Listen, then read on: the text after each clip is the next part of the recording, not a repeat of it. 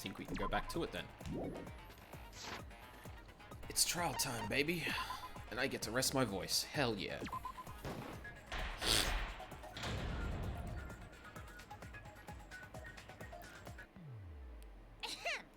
Now then, let's begin with the basic explanation of the class trial. There we go. During the trial, you'll present your arguments for who the culprit is, and vote for who done it. Vote correctly, and only the blackened will be punished. But if you pick the wrong person, I'll punish everyone besides the blackened, and that person will graduate from this academy. Also, refusing to vote will result in your death, so you better vote for someone. Now, let's get this crazy awesome to the max trial underway! I think we all know who the most suspicious one is. It's... Let's combine our power and work together, everyone! The person who's most suspicious is... Now lend me your energy, everyone, so we can catch the culprit! Tenko. Because the murder happened during the magic show, the culprit can only be... Hey-ya! I'm in top form today! Tenko, why are you interrupting me? We can't have a good trial if you talk over me! Huh? I'm not interrupting you!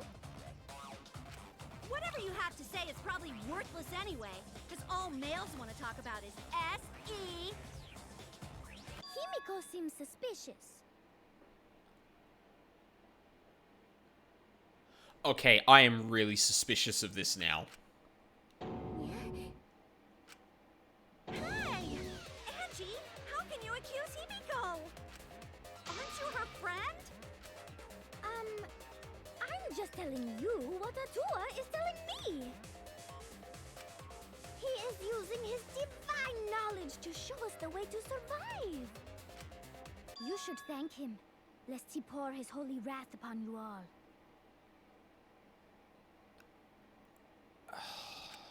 Screw Atua! That guy's got nothing on me. I'll protect Himiko! But it does point to Himiko being the most suspicious. Ryoma died during Himiko's magic show. His body appearing in the water tank leads one to think the escape trick played a part. Was Monodam just doing something? I know I looked away, but like in the corner of my eye as I was kind of like looking right and then back, I thought I saw his model. Oh no, his sprite is changing. Okay, sure. It's only natural we suspect Himiko. She was the one performing the trick. No, that's wrong. The underwater escape wasn't a trick. It was magic. It's not the part you need. Can I not, Okay, I'm sorry. The voices sound really low for me for some reason. Compared to the music. Fuck, the only way I can check that is if I restart the, yeah, I have to do it. Like, I just want to make sure that the voice settings I picked before are actually taking hold, because I feel like... You gotta tell us you're not the culprit! Magic, huh? That's so cool. What a mysterious miracle. Now, did you kill Ryoma, Himiko? Atua will hear your confession. Stop it! There's no way any of that is true! It's true, though. Himiko used the underwater escape trick to kill Ryoma. But I still don't have a clue how Himiko did the trick. There's no trick. That really was magic. You know, maybe it really was magic. Oh, stop. If you don't reveal your trick now, then we'll vote you as the culprit. Stop picking on Himiko! A cute tiny flower like her couldn't kill anyone. I get that you want to defend her, but that might be a bit much. As I expected, the others are suspecting Himiko, but I have my doubts. I can't let this case be derailed by misunderstandings. I'm the ultimate detective, so it's up to me. Hell yeah, hat off Shuichi, let's go. Alright, what do we got? Square blast pane. Oh, it's probably gonna be... The culprit used the underwater escape trick to pull off a sneaky switcheroo with Ryoma. After that, the time ran out. The tank above Ryoma opened and piranhas came pouring out. Oh, shit. And he was eaten alive. Eaten to bone by piranhas. Savage way to go. No, that's wrong. The underwater escape was No, that's wrong. It's magic. We heard you the first time, Titless. No one cares. Wait, Ryoma's body was eaten by the piranhas that fell into the tank. That is a fact, but that doesn't mean it was the cause of death. Atua has Oh. blessed me with an Oh, escape. right. Yeah, it's not, The culprit used the underwater escape trick yeah. to pull off a sneaky switcheroo with Ryoma. After that, the time ran out. The tank above Ryoma opened and piranhas came pouring out. And he was eaten alive. He was not eaten alive. What? Eaten to bone by piranhas. Savage way to go. I should increase my focus gauge. We heard you the first time. Yes, I'm aware. Epiphany. The Fuck. culprit used the underwater escape trick This really doesn't feel like to the pull off a sneaky reticle switcheroo is with moving Ryoma. much faster at all. After that, the time ran out. The piranhas came pouring out. And he was eaten alive. That's wrong. It was behind the UI. How could I hit the fucking V point from there? God damn it. Ryoma's death was not caused by the piranhas. The Monokuma file indicates the cause of death is drowning. So it wasn't the piranhas then. He was drowned. Ooh, I see. I haven't checked the Monokuma file yet, so that's news to me. You lying little brat! Telling lies is what turns you into a degenerate male. So what? Ryoma drowned, Himiko changed places with him, and then the piranhas ate him, right? No, Himiko only had 60 seconds to escape from the tank. Even if they changed places at the start of the show, that's insufficient time to drown someone. If that is the case, then when did he drown? When did Ryoma drown? It was obviously during the show after the piranhas dropped, before the show started. That's it! Ryoma was already drowned before the show started. Agreed. Before being eaten by the piranhas, he made no attempt to escape the water. To be precise, he made no movements whatsoever. Yes. By that point, he had already joined the ranks of the dead.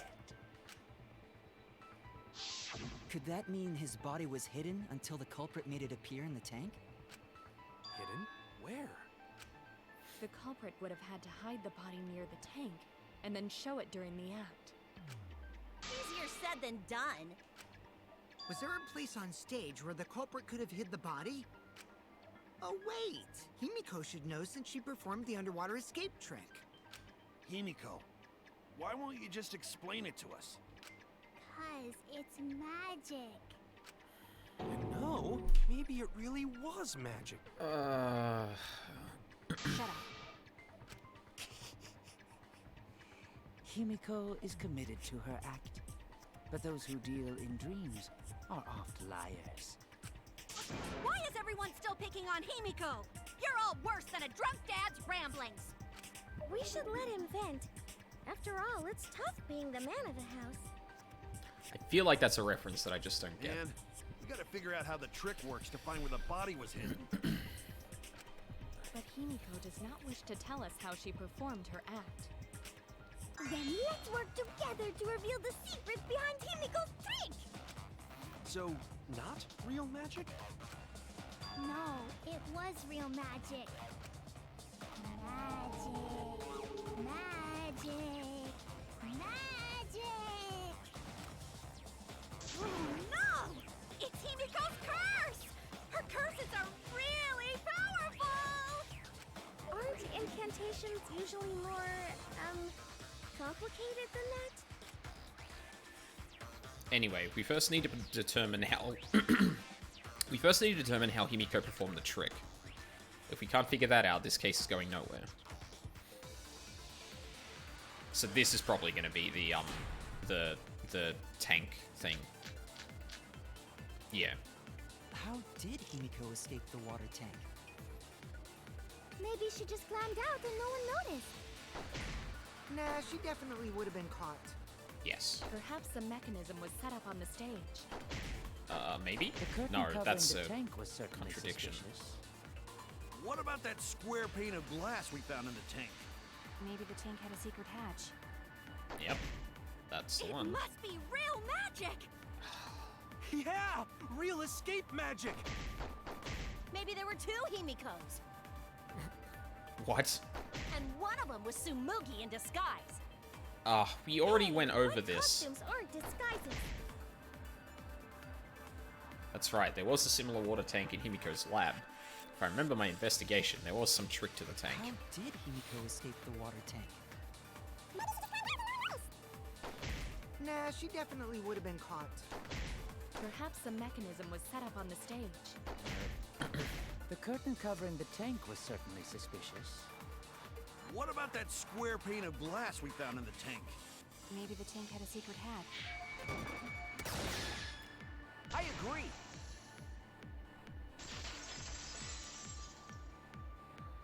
Yeah.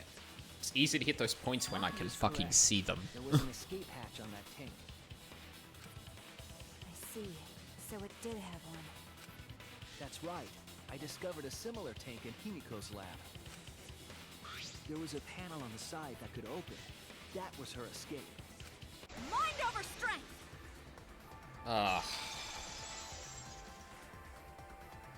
God damn it, Tenko. Your logic is all wrong, Shuichi. What do you mean? And you don't even know why you're wrong either. Typical degenerate male. I'll smash in your face with my fists of hot burning steel! Alright. Bring it. Like, I do like Tenko and Himiko, but this case is making them, like, really fucking frustrating. The side of the tank being open doesn't have anything to do with Himiko's escape. She didn't use an escape hatch. I know she didn't do that. Oh, it's And gonna now, be I'm gonna punch you! the... Oh, fuck. Wait a second. Before you punch me, what makes you so sure she didn't? Because if she escaped from a hatch in the tank, the water would have gushed out with her. That's There not would have true. been water everywhere. I'll cut through your words. That's not true. It was too high to actually let any water out. There was a reason the room wasn't flooded with water. The staircase that was attached to the water tank. No, that... Try to remember how the staircase was positioned. It was aligned perfectly with the tank's escape hatch. Yeah, but the height of the tank is the thing there, isn't it? The water tank was connected to the inside of the staircase. Oh, unless the water is seeping out below it from here? Oh, I might have connected that incorrectly. Side staircase. His body was in stairs? Knowing that, it's clear how Himiko made her escape from underwater. There was a curtain covering the tank during the performance, allowing Himiko to enter the staircase from the hatch undetected. Any water that spilled out would have simply funneled into the staircase. So how do you get out from the staircase? The staircase also has an escape hatch, one facing away from us. It's placed so that the water would not drain from the staircase. In which case, a person could exit and leave water inside the staircase. Oh. See, I was thinking it was high enough so that there didn't look like there was a change in water level, but... That would explain why there was a puddle around the stairs. So when Himiko came out from the stairs, her wet clothes dripped water all over. See, the stairs are not shaped the way it is in that diagram. Caught you soaking wet and red-handed.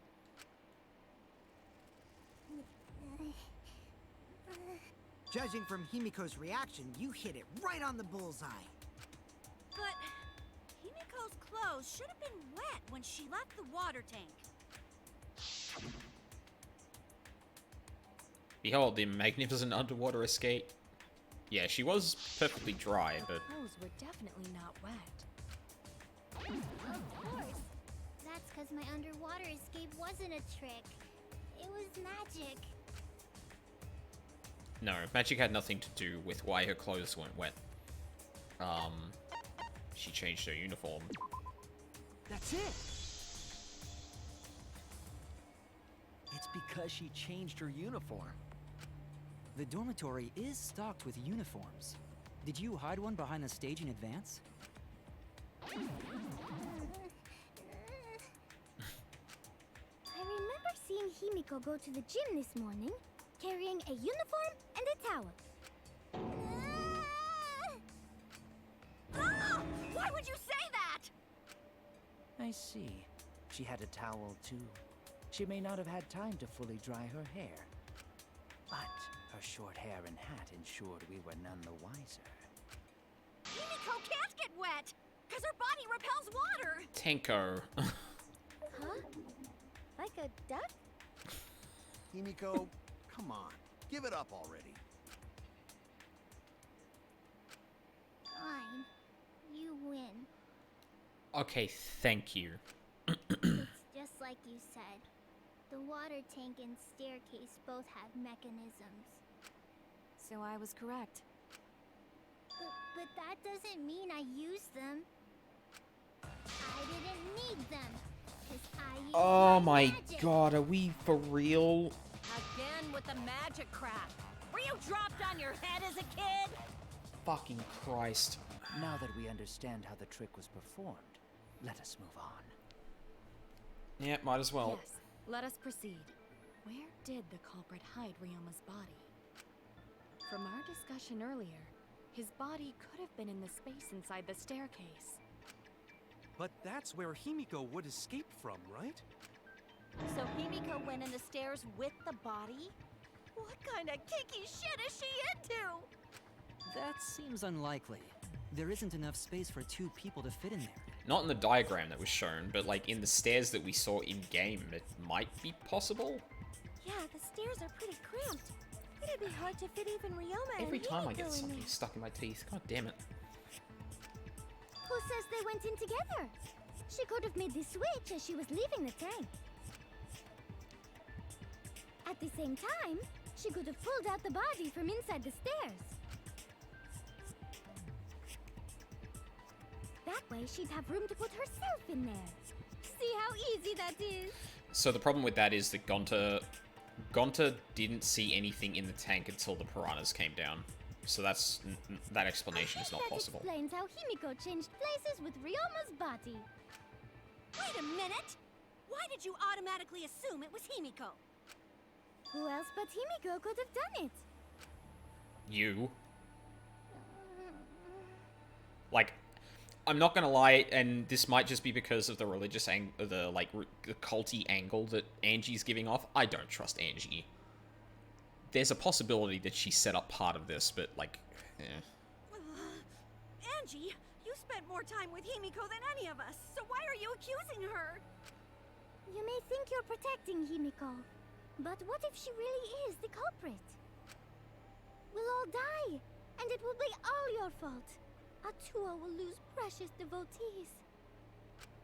Are you okay with that, Tenko? I'm totally fine with that. what? I don't care what anyone says.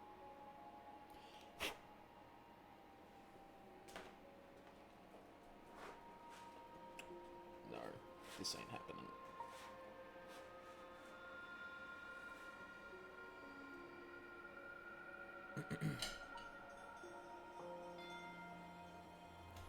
Sorry. Bugs being a bit annoying. I don't care what anyone says. Himiko would never murder someone! That's what I believe more than anything. I want to believe in her, no matter what. If I can't do that, then I'd rather just die. So until this body takes its final breath, I'm gonna keep believing in Himiko. Like, this does really parallel with a lot of the stuff that, like, Kaito was talking about in terms of, like, believing in someone, but... The only one who could have switched out Ryoma's body is Himiko herself. When Himiko was escaping the tank, she dragged out the body hidden in the stairs and simply switched places with it. Are you telling me you saw that happen? No one could have seen that. It would have occurred in the middle of the show, when the tank was covered with a curtain. So basically, no one saw anything. And that's when I say Gonta. I didn't do it, I swear. Ryoma's corpse wasn't in the staircase. Quit lying, you donkey-lipped con artist! She's not lying! She's not a con artist, and she doesn't have donkey lips! God damn it, Tenko. Is it possible that Himiko and Ryoma switched places in the water? But it is possible. I feel like I'm forgetting an important point. Only one. When Himiko was escaping the tank, she dragged out the body hidden in the stairs and simply switched places with it. Are you telling me you saw that happen? No one could have seen that. It would occur in the middle of the show, when the tank was covered with a curtain. So basically, no one saw any. I fucking missed it. Never mind, I can absolutely miss that even when I see it.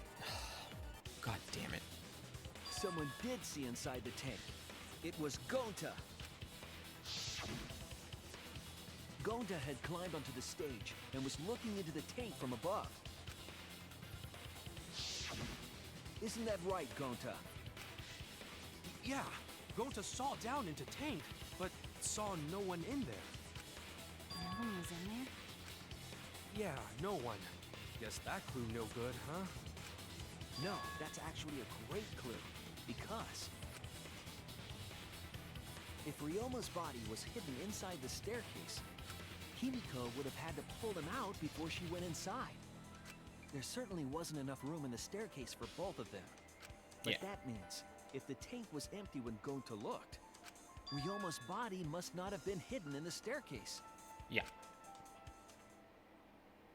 What if they squeezed into that space with Ryoma's body to avoid getting caught? She had no need to worry about us witnessing her at that point. Yeah, the curtain was, like, there's no reason for her to attempt to hide that bit. The entire stage was hidden behind a curtain. To all but Gonta, anyway. Then the culprit never would have considered hiding inside the staircase with the body. Entering the staircase after moving the body is much faster, and seems more rational too. Yeah. Then Ryoma's body wasn't hidden in the stairs? Someone better say where the fucking body was hidden, or I'm gonna start cutting throats!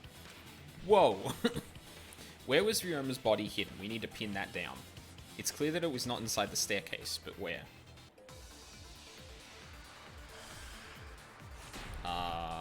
I mean, I can think of a couple of bullets that might help you. Where were you hiding Ryoma's body? It wasn't really in the stairs, was it? After all, there was only enough space for Himiko. Well, how about behind the curtain? If there was a way to enter the tank from there, then it would be plausible. Or maybe the body was in the tank all along, but we just couldn't see it. Impossible. You'd need top-notch visual effects to pull that off. And what of the tank containing the piranhas? No way! If you put a body in there, the piranhas would have eaten it way before we saw it. But if the body and piranhas were separated... Yeah, Yeah, that's then what I it gotta wouldn't have agree been with. devoured, correct? Why was he not eaten by the piranhas, even though he was in the same tank? There was one piece of evidence at the crime scene that might explain Where that. were you heading? After all, there was only enough space for Himiko. Oh, damn it. Damn it. And what if the tank contained the piranhas? No way! If you put a body in there, the piranhas would have eaten it way before we saw it. But if the body and piranhas were separated, I agree. Yep. That's what I hypothesized earlier, is that it's possible to actually put the body in there if it's separated. The body and the piranhas were separated. Nice.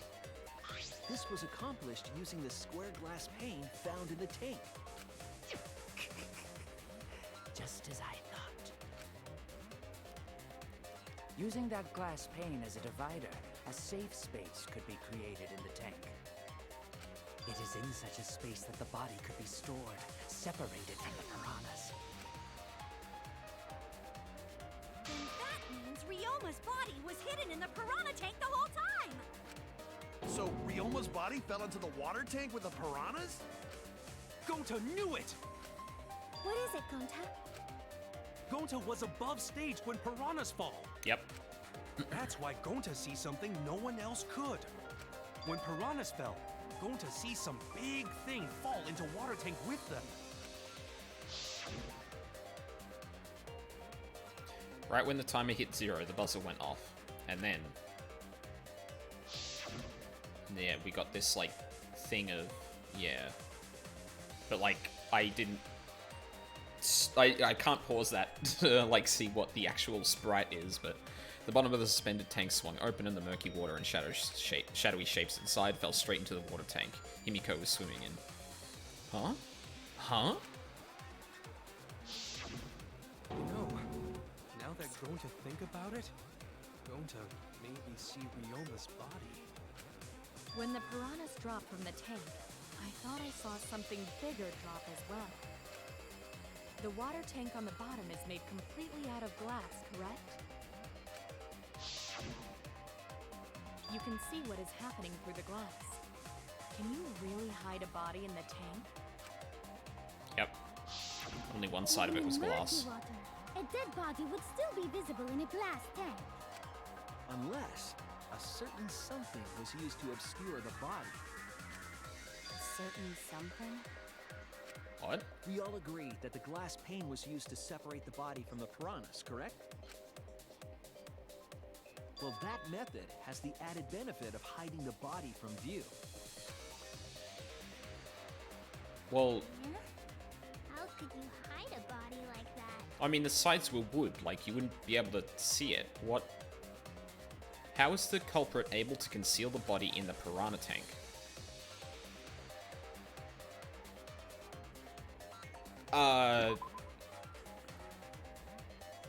Well, it was the tank itself. Oh, no, the piranhas. This is it! Because I'm thinking of, like, oh, you could see it from the side, but it's like, no, there was glass there. What was blocking it? It was the fucking piranhas. Huh? The piranhas? That's right. Remember what Angie said during the investigation? I noticed it right as the show started. I feel like there are more piranhas today than yesterday when we were preparing. They increased that significantly? I didn't know piranhas fuck like rabbits. They don't. It seemed that way, but it wasn't that the actual number of piranhas increased. The glass pane divided the tank nearly in half, right? The piranhas got crowded together, making it look like there were more of them. The more densely the piranhas are packed, the harder it is to see past them. Because of that, God, it was that- difficult to see the body hidden in the tank. That's like one of those things that, like, makes sense completely, but when you're asked to actually, like, okay, what was obscuring it, you're just like, well, I mean, the side of the tank. Like, that's the thing, like, that I connected so easily that I forgot that it might be a point. That glass pane was the lid from the piranha Okay, thank you. I don't think we established that. Attach that lid, so it's no wonder they used it as a divider. Gee, thanks for telling us that useless detail. What the heck are you saying? That detail was super useful! Sure, the lid looks a little big, but if you set it diagonally, it would fit perfectly. Nice job, Himiko! Your explanation was awesome! Yeah, after you two have been, like, completely holding up this entire case. This much evidence? It seems like the body was definitely in the piranha tank. Congrats, Himiko! Now there should be no reason for anyone to suspect you. Really? Yeah, because if you didn't switch places with the body, then you couldn't have killed him. Well, no. It only means we now have other suspects. You are not cleared of suspicion just yet. Okay, but still, that's way better! I mean, it is. That's wonderful news, Himiko! Atua is happy for you. I am so fucking suspicious of Angie right now. Apologize, Angie! You and your Atua better tell Himiko you're sorry right now! Atua is sleeping. He went to bed angry because you all doubted him. What a petty-ass god! No, it's okay. We shouldn't be mad at Angie. We should be mad at this class trial. At this killing game. That is the smartest thing you've said this trial, at the very least. Oh, Himiko! Bless your sweet, kind heart. That's what Atua said anyway. Oh. What? Never mind. I take it back. It's too bad that the handsome god went to bed angry, though. Himiko's still brainwashed! But Yep. I'm not giving up just yet. This is gonna be a breeze. Great, now what are we gonna do? We're back to square one. And why are we back to square one? Because any of us could still be the culprit. Jeez! You flunked out of tard school or something? Oof. Miu, please. Nuh-uh. Not everyone. We can narrow it down to whoever doesn't have an alibi yet. Eh? What alibi? I guess I should have known a dumb whore pig like you wouldn't understand. So let me explain. Who you calling a dumb pig? If there's this much evidence, then there's no mistake the body was hidden in the piranha tank. But for someone to plant the body in there with such limited time is pretty tricky. Kokichi brings up a valid point. There's only one time the culprit could have set up this scene. Yesterday before nighttime, yesterday during nighttime, before the show this morning. I'm gonna say during nighttime. Was it done yesterday during nighttime? Bzz, wrong answer. If you can't remember something as basic as the school regulations, you're useless. I was wrong! What? What do you mean? There's only one time the culprit could have set up this scene.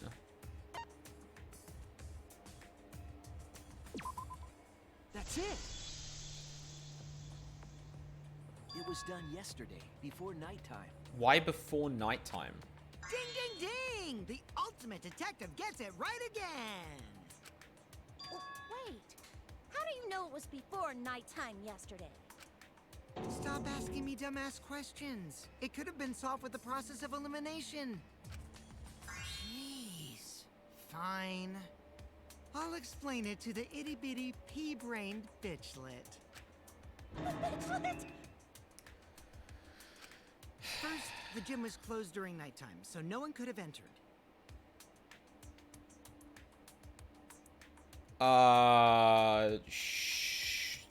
No one could have entered the gym.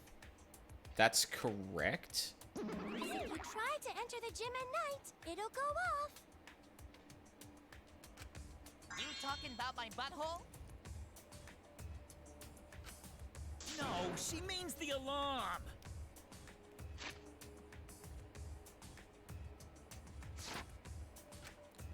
After nighttime Why? passed, morning came. But hiding the body before the show was... Impossible! Himiko and I were waiting in front of the gym before the morning announcement. Which leaves only one possibility. It was done before nighttime yesterday. But... Okay. I am a little bit further ahead in my thinking than the case is currently up, than the trial is currently up to, but I don't think that's actually correct. I think you can set up this entire thing without entering the gym. Oh, but I guess, setting up everything beforehand...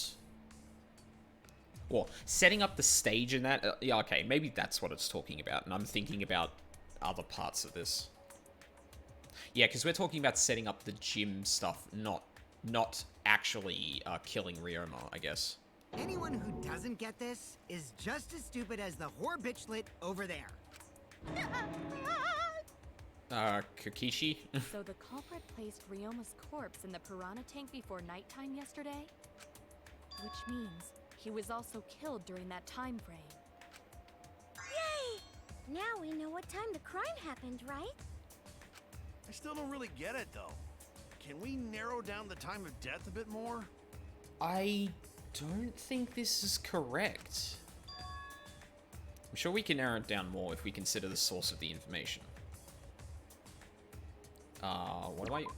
What clue helps determine when Ryoma was killed? Oh, witnessing Ryoma. This is it! If we can find out who last saw Ryoma alive, we can narrow down the time of death. Kirumi, you were asking everyone when they had last seen him, right? Yes, Gonta was the last person who saw Ryoma. What? Really? And when was the last time Gonta saw Ryoma? When Gonta was inviting everyone to insect meet and greet, so... Gonta think that was maybe 8 p.m.? If he was last seen at 8 p.m. and was killed before nighttime officially began... Then we can assume the crime took place between 8 o'clock and 10 o'clock at night. Okay.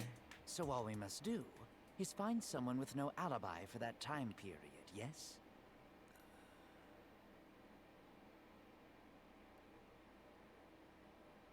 I mean, I was having doubts about what... Like, you have to set up the gym stuff before nighttime. I'm not entirely convinced that you couldn't do the rest of this during nighttime. But I'm not... something about this is off. I don't know what it Simple is. enough. After all, most of us were detained by Gonta then. If I recall correctly, the only people that weren't there besides Ryoma... That would be the four of us. Myself, Kaito, you, and also Maki.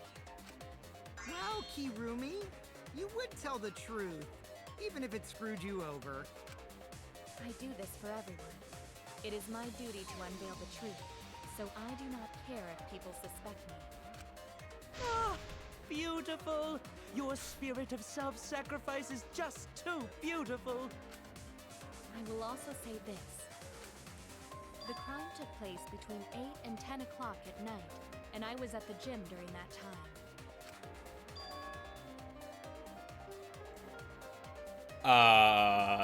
No, that's not true. But I was only there for about 5 minutes. Oh. Why would you even say that, though? You're tying a noose around your neck, you know. I don't care if it was 5 seconds. It's way too suspicious that you were alone in the gym. I think the cleaning lady here is the culprit. You killed Ryoma, didn't you? It's too soon to tell. We should hear what everyone has to say, right? Fuck that noise! Maybe? But Mew, you don't have an alibi for when the crime occurred either, do you? Yeah, like, we haven't really narrowed it. Like, I'm pretty sure we established earlier that, Kirumi and Kokichi essentially have alibis for that time? Well, they have alibis for 9 till 10, because they were, like, talking and interacting with each other. And I guess between 8 and 9, but, like, again, like, Kirumi was busy. I'm not... But, yeah, then there's Miyu and Maki and Kaito who don't have alibis either. You think I'm suspicious? I don't even know where the him is. Doesn't telling such obvious lies make you more suspicious, Mew? The other two without alibis are Kaito and Maki. Let us hear your testimonies. I was in my research lab the whole time. I didn't go to the gym. But that cannot be proven, can it? What about Kaito? Only murderers grow out creepy facial hair like mustaches and goatees. I mean, that's just not true, you little What? lying shit. My goatee's not creepy. It gives me a glamorous celebrity vibe. Anyway, among those four, the culprit must be the one who doesn't have an alibi. I apologize, but given the circumstances, we have no choice but to suspect you. Yeah. Suspect who? Who's the culprit? I mean, Maki is the most suspicious. Wait up! Why are you guys suspicious of me? I've been helping the whole time! Oh, wait. Oh, here we go. Remember now, I do have an alibi. You will see whether or not I am suspicious as the trial progresses. I'm not No way the I'm the culprit. culprit! Oh no, the mass panic debate is going to start. That's what you're thinking, right? Well, you're exactly correct, buddy, but let me give you another tutorial first. The mass panic debate this time around will have loud voice dialogue. When one of your opponents shouts their opinion in a loud voice. Oh, it's when. That blocks out everyone's arguments. Even if you see a weak spot, you can't refute it. Oh no, what do I do then? That's what you're thinking, right? Luckily, it's just like white noise. Shut them up with the A button silencer. After that, all of the arguments will be audible again. Then you just shoot the truth bullet at the weak spot. You know the drill. Thank you for your understanding. Okay. Full rules, Maki alone, witnessing Ryoma. I was running away from Gonta! What is your Tried alibi? hiding in the classroom. When I was running from I even tried Kokichi, hiding in the girls' bathroom. I can't corroborate that. Filthy male pervert! What's Maki's alibi? Then right before nighttime, I got tired and fell asleep. Did you really leave the gym at 9 p.m.? Are you sure you did not stay at the gym? No, in my own room. Jeez.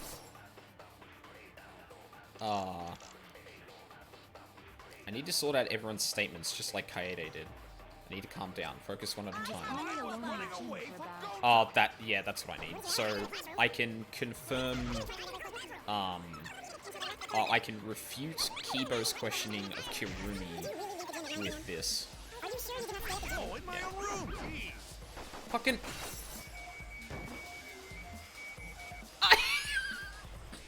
Fucking joking!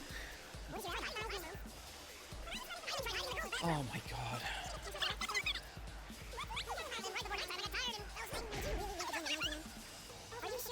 No, in my own room. Jeez. There we go. I heard it! Fucking Kaito, you loud ass motherfucker. No, I think Hirumi is telling the truth. Kokichi's story proves it. Right when I got to the entrance hall, Kirumi spotted me. That was right after I left Gonta's lab, so it was right around 9 PM. She started throwing questions at me left and right, asking if I was up to no good. Yeah. She kept talking, then finally let me go at 10 PM, when nighttime rolled around. A whole hour?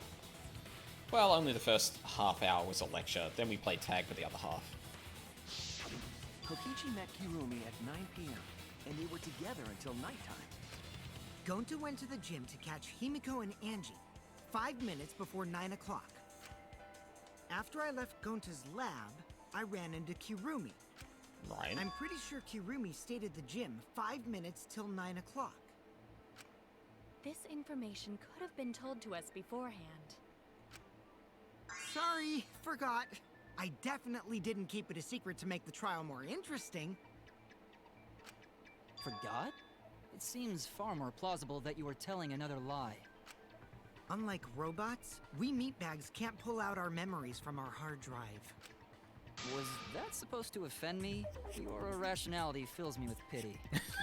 If I am the culprit, Love you, Kibo. that would mean I killed Ryoma within 5 minutes.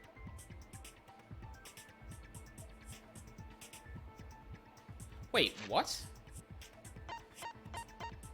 Hang on. Pretty sure Kirumi stayed at the gym 5 minutes till 9. Oh, okay. So what they're saying is, for Kirumi to have killed Ryoma within between 8 and 10, she would have to have left the gym at, 5 minutes to 9, killed Ryoma, and then immediately ran into Kokichi. Because then they were together for the hour after that. Okay. Transported him to the gym and hid him in the piranha tank. This seems highly unlikely. I mean, yeah. If you called Ryoma out to the gym and killed him there, you wouldn't need to move him. All you would have to do is hide him in the piranha tank. Gonta was in the midst of heading to the gym to capture Angie. Are you claiming I took advantage of that and called Ryoma for a rendezvous at the gym? That'd be pretty difficult. We should probably look at other possibilities. Maybe someone snuck into the gym while Kirumi and I were busy talking. The only ones capable of that are the other three with no alibis. Like, okay, so here's the problem I'm having right now. I know, for example, or I'm pretty confident in the knowledge that Ryoma's body got into the gym, or that it's possible to move Ryoma's body into the gym during nighttime. Like, that is a possibility that is known to me. So some of this stuff actually isn't lining up. Like, I don't think that...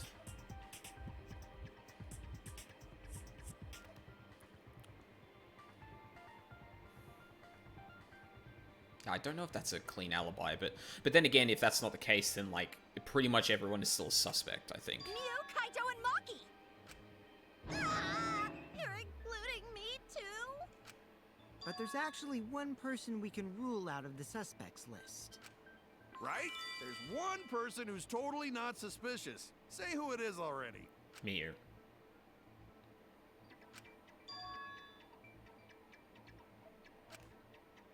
Yeah, we need to pin down who that was. The key to that fact lies in Kokichi, Gonta, and Miyu's statements. According to what we know, the figure Kokichi saw must be Miyu. That's it! 100%. Kokichi, you're talking about Mew, right? What? Mew? Yeah, you can take her off the list. She actually has an alibi. Booyah! Suck it, nerds! Wait a sec. Since when does she have an alibi? If you compare everyone's statements, there's no other possibility. Oh yeah, I did see something odd while Kirumi was lecturing me. Something odd. I saw a half-naked girl wandering around the courtyard in her underwear. Alright, and that would have been between 9 and 10, I think. It's too dark for me to make out who it was, but I saw her walk around for a bit. A girl walking around half naked? Who else could it be but the horny exhibitionist Mew? Is she? We can't just jump to conclusions like that. He just saw a shadow, right? That could have been anyone walking around in women's underwear. Even me. That'd be a whole different issue. No, it's Mew, without a doubt. Mew and Gonta's statements prove it. Yeah. Oh, Gonta see Mew, but Gonta's face get red hot, so Gonta no could bring her. Your face got hot? You mean you were hot on a trail, right? No, she used her, what she call it, secret woman weapon, and then... Oh, well... I had to use my secret woman weapon, and let's just leave it at that. I see. It sounds like Gonta got an eyeful, He certainly did. What? Why the heck were you in your underwear, Mew? Well, because, I'm pretty stacked, so... I figured I'd take my clothes off so Gonta would be too flustered to touch me. That's my story, and I'm sticking to it, you cockroaches. I mean, that would work. I completely believe that. Anyway, I think the blood rushed to both of Gonta's heads because he got super embarrassed. Thank you for embarrassing and... God damn it, Miyu. You had to do that to Gonta, right? And Gonta got weird feeling. So Gonta ran away. Well, when you got the body of a goddess, it's only natural to want to flaunt it. I show my panties to the boys all the time. Fucking Christ. And I mean all the time. I mean, she's got that gun too now, so she certainly So can do you're that. welcome, Gonta. Think of me during your next tug session. Most of that was unintelligible nonsense, but it would seem that Mew has an actual alibi.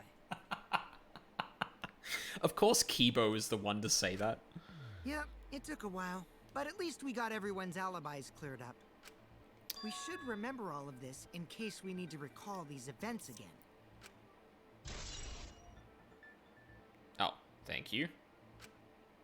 That leaves Kaito and Maki as the only ones with no alibis.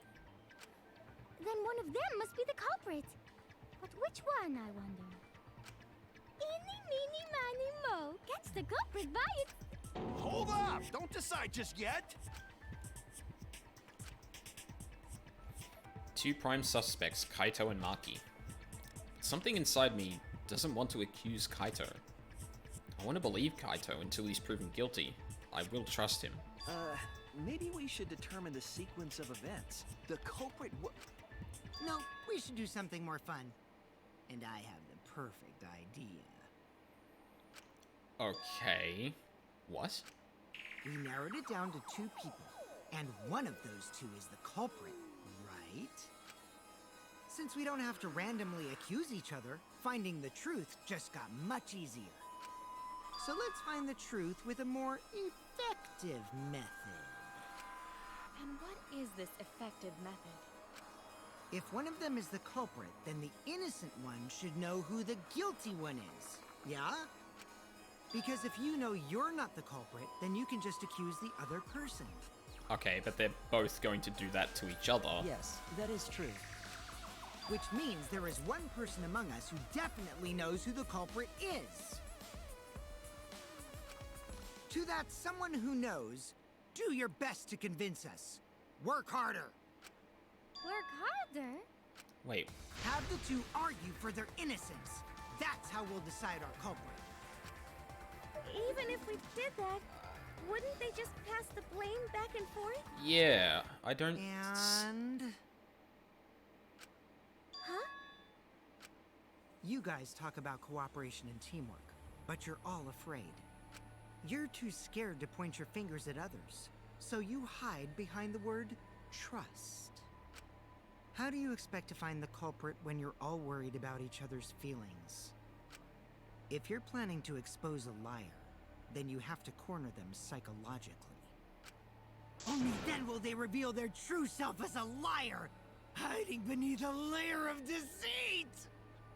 I don't think this is an effective method of doing that, though. If we want to find the liar, I suggest that the two suspects argue against each other. No more pointless deductions. All we need is for them to fight for their lives. That... So let's host an argument that's totally not boring but super fun! We'll catch the culprit in their lies when we find a contradiction.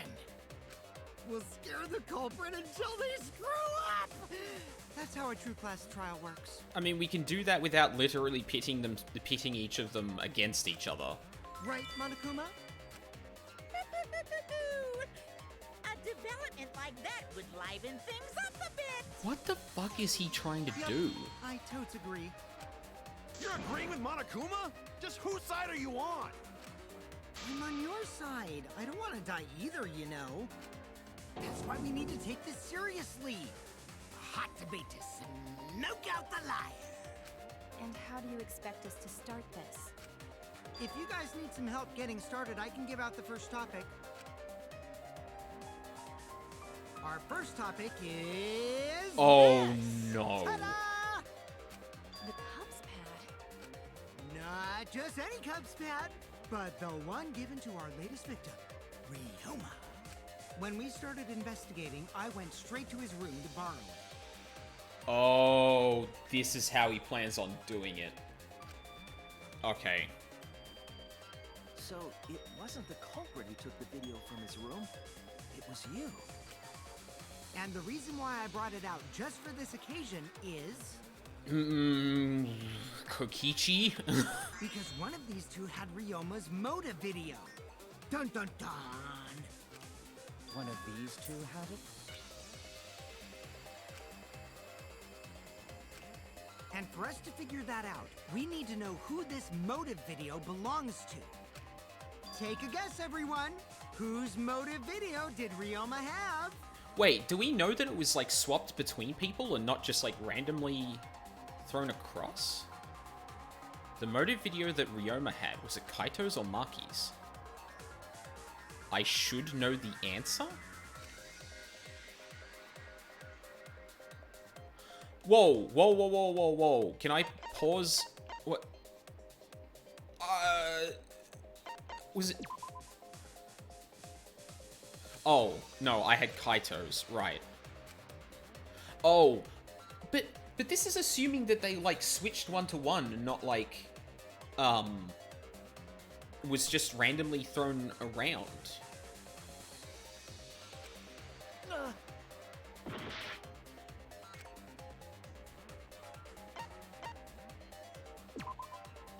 That's it. It was Maki's motive video, right? Wow, how did you ever guess? Ooh, I know! It's because the motive video that you have belongs to Kaito.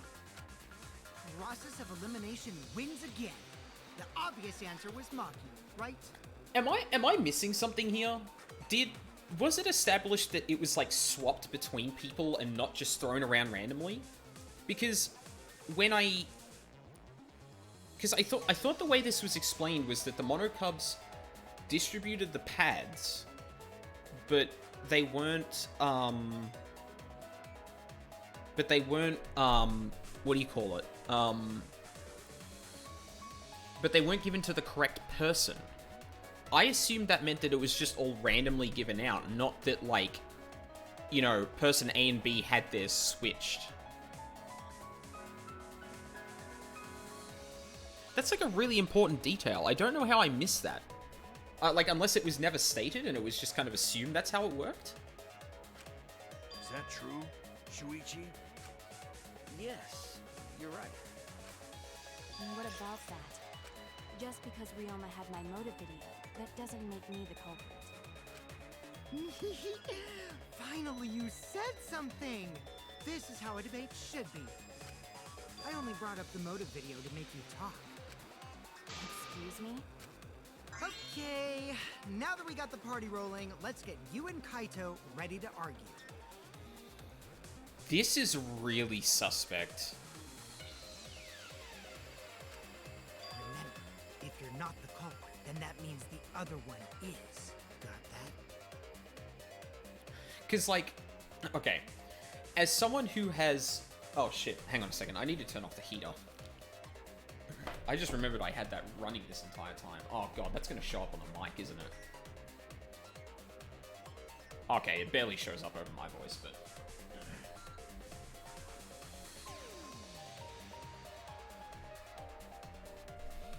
I got my room closed. I don't need to run that the entire time. Sorry about that. That's kind of shitty. I should have remembered that. Like... So, as someone who, like, looks at stories narratively, or, like, reading them in ways more than just, like, literal, I would not be surprised if Kokichi is one of those characters that lasts until, like, the very end or a very pivotal point in the story, just because, like, he's being such a shit stirrer. On the other hand, this is really suspicious that he's just, like, taken control of the entire conversation, railroaded into this situation that I'm not even sure is actually possible, and then pitted two people against each other saying they must be the culprit. This is huge red flags. Let's start this extreme death debate. Tear off the other's lies. Rip each other apart. Wait just a minute. What are you trying to... Quit screwing around! We don't need to debate who's a culprit! I'm not the culprit! That's for sure. Which means... Kaito, wait. Maybe Kokichi is wrong. Maybe he... Maki isn't a culprit either! Huh? What? Huh? Really? You're saying neither of you are the culprit? Then what would be the point of this whole debate? Who cares about that? All I know is that neither me or Maki are the culprit. It's just a hunch I've got. Kaito, I appreciate what you're doing here, but you can do this in different ways than I just believe them. Hunch? Are you being serious? You do know all our lives are on the line here, right? And you're betting our lives on just a hunch? You don't get it. This isn't just any hunch. This is an official hunch from the Kaito Momota, luminary of the stars. An official hunch as opposed to an unofficial hunch. What? How illogical. This is even more difficult to comprehend than Kokichi's antics. Yeah, unfortunately. I'm totally not serious. You can't be that stupid, right? No, he might actually be that stupid. Damn idiot! A two-a-damned idiot! Hey, don't call me an idiot! Anyway, me and Maki aren't the culprit. There's no doubt about it. I believe in Maki. What? You believe in her? But based on what? Huh? I don't gotta base it on anything. No matter where the clues point. In the end, the only thing that matters is what I believe, right? Whether I believe or not. Whether I want to believe or not. That's the only thing that matters.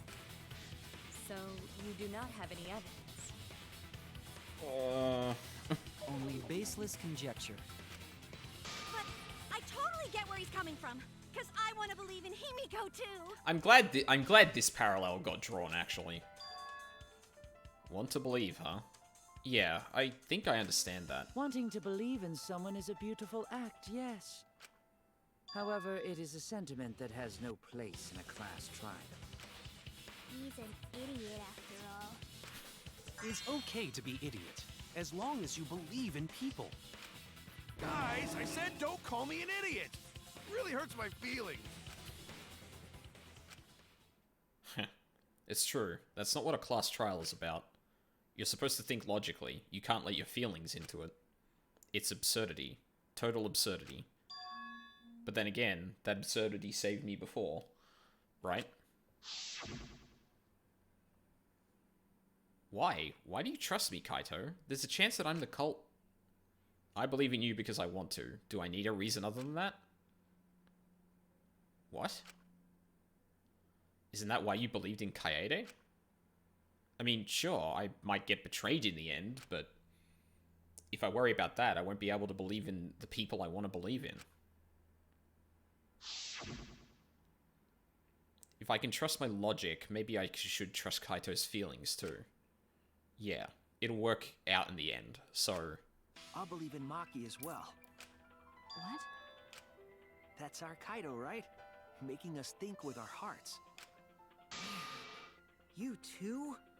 How could the ultimate detective believe in someone without proof? But there's no proof linking Maki or Kaito to this crime either. Yeah, that's the point, is like... I believe in innocent until proven guilty. For now, they are innocent. Because, like, Kokichi has constructed this situation where the only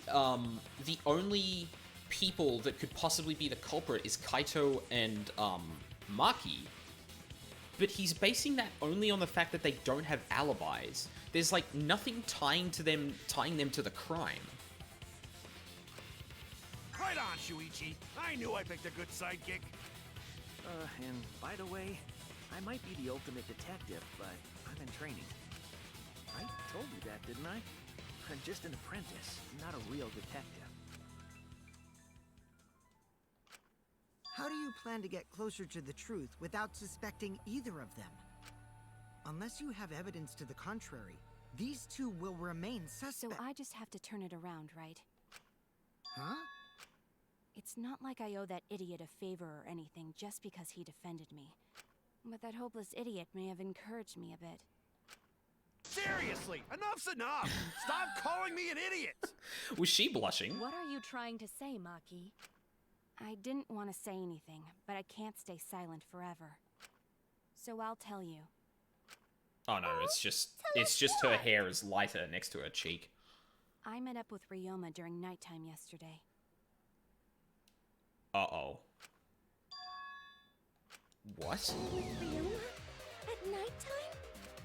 So Ryoma was Wait, still whoa! alive At nighttime? I thought the crime took place between 8 and 10 o'clock at night.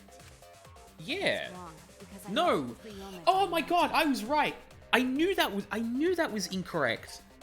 Well, I had a suspicion that was incorrect. But that's wrong, because I met up with Ryoma during If nighttime. that's true, then we have no basis for suspecting only Kaito and Maki. Yep. That's right. Everyone suspected them, because they know have alibis for those times. That means me and Maki aren't suspects anymore. Well, you're not the only ones that are suspects. Quit fucking around! You think I'm dumb enough to swallow that line of crap? Yes, this seems too convenient. But why did Maki wait until now to mention that? Yeah, that's weird. It's totally obvious. Maki's so desperate that she has to lie. Was that a lie? Did Maki lie to us? It's true that we don't have all the facts. But why would Maki say that now of all the times? That is a good point. If I trust her innocence, I should believe her statement. But should I? And intermission. That only took an hour. Maybe this trial's going to be shorter.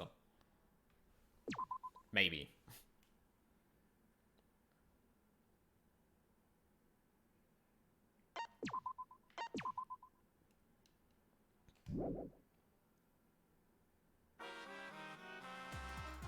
Now then, Seems the voting is finished. Now then, let's see the result. What? Who will be chosen as the guilty? Will you make the right choice or the dreadfully wrong one? you saying? Well, wait a second, what result? Voting time hasn't happened yet. Yes, it has. Don't you remember, Monosuke? No, it hasn't. You're the one who doesn't remember, Monotaro. Oh man, you're right. Silly me, I'm so forgetful. yeah. Wow, I didn't expect you all to get so worked up over such a small lie. You kids are pretty gullible, huh? Now then, Well, anyway, let's just skip this trial and jump ahead to chapter 3. No! Why? Wait a second, we don't know the culprit yet. Yeah, who killed Rantaro? That was chapter 1's case. How can you be this forgetful? Thank you. Great. Amazing. I kind of wish they give me access to the options at some point during the trial. Because I really still want to check the volume of everything. Another shocking truth revealed. Back to square one. square one? If square one, they wouldn't have got eaten by the competition. Okay, why does that sound like it's 5 jokes mixed together? After that terrible movie, they had no other choice. Wow, what does that mean? Yeah, good question. It means he doesn't want to get involved in another pointless argument. Like this one that I skipped. We shouldn't listen to anything Maki says. She's just gonna throw out more lies. But if we don't ask her for more details, how will we know for sure? I told you already, we don't need to. I hate liars. Liar, liar, pants on fire. More one to talk. Thank you. Maki, just ignore that lying little degenerate. We'll listen to what you have to say. It must have been a little after midnight last night. He visited me at my research lab. A little after midnight. He wanted me to show him the motive video that I received. Motive video? If Ryoma came to ask about that, does that mean you had his motive video? How would he have known that? As I recall, Ryoma had Maki's motive video. Oh, I guess we're still operating under the assumption that these got swapped 1 to 1. That is like a really important detail. I feel like that wasn't actually explained. Does this mean I could you miss and that, Ryoma but received one another's motive video? Maybe. I actually didn't check the one I got, so I wouldn't know. Maki admitted earlier that she hadn't checked her Cubs pad. Then why did Ryoma think that Maki had his motive video? maybe he didn't. If he went around asking at random, he might have asked some people besides Maki. He never asked me. He probably never asked you guys either, right? Then, who was it that told Ryoma about his Cubs pad? Who told Ryoma that Maki had his motive video? It would have to be someone who knew who had each pad. Oh. Fucking Kokichi.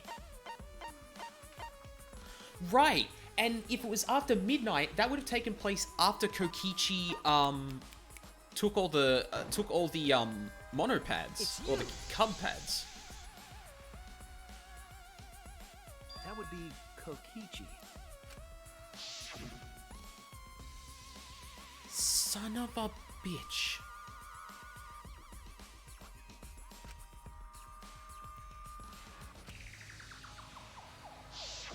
So, you saw the motive videos. Did you tell Ryoma that Maki had his? When males get this quiet, they're either caught in a lie or thinking dirty thoughts. What happened then, Maki? After Ryoma asked you for his motive video? I told Ryoma just to take it from my room. I keep my room unlocked. Wow, Maki, that's super careless. Aren't you scared someone might kill you in your sleep? And then what happened? I don't know what happened after that. I'm not even sure if he saw his motive video. When he asked me, he said that he would show me my motive video in return. But I wasn't interested, so I declined. And that's pretty much it. So you don't even know if Ryoma saw his motive video? What a bunch of crap. If Maki met with Ryoma at nighttime, that proves he was still alive then. Which means, even though we don't have alibis from 8 to 10, Maki and me aren't suspects. If that story is true. Yeah. It's true. Then why did you wait until now to bring that up? I didn't say anything until now because I wasn't in the mood to be suspected. Suspected?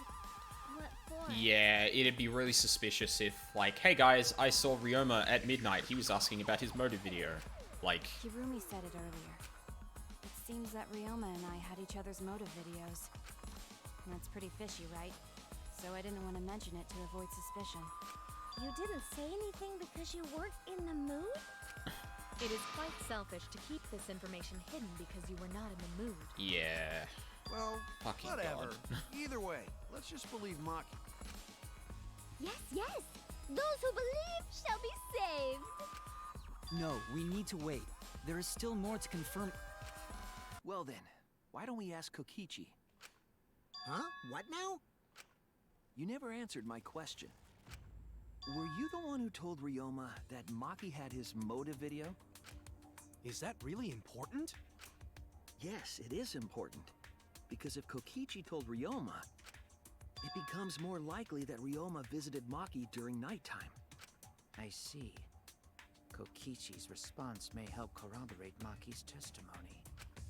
Now you understand why I don't want your charade. I want the truth. Well, Kokichi, did you tell Ryoma? You little shit. You said it earlier. I don't want to die, right? If you really don't want to die, then you better tell us the truth. Here comes the dramatic turnabout. Now I'm the one pressured by Maki. Okay, it's true. I told Ryoma. Just as I thought. But that's not a bad thing, right? He wanted to know, so I told him. Have you seen everyone's motive video? No, not yet. I was gonna wait until we hosted like a movie screening party. I just checked who had whose so I could give them back to everyone after. I see. Anyway, if Kokichi told Ryoma that, then he must have gone to see I don't know if I Maki. believe that. He was really gung-ho about it, but... Oh, I guess we kind of established that it might have been possible that he wanted everyone to watch it together as his, like, weird way of cooperating. That means Maki's telling the truth. Ryoma was alive during nighttime. No, we cannot be too sure about that yet. Even if Ryoma and Maki did meet, it does not mean it was during nighttime yesterday. So you still suspect me? But if the law... Is that true? Hang on. Even if Ryoma and Maki did meet, it does not mean it was during nighttime yesterday. I mean, I guess it's, I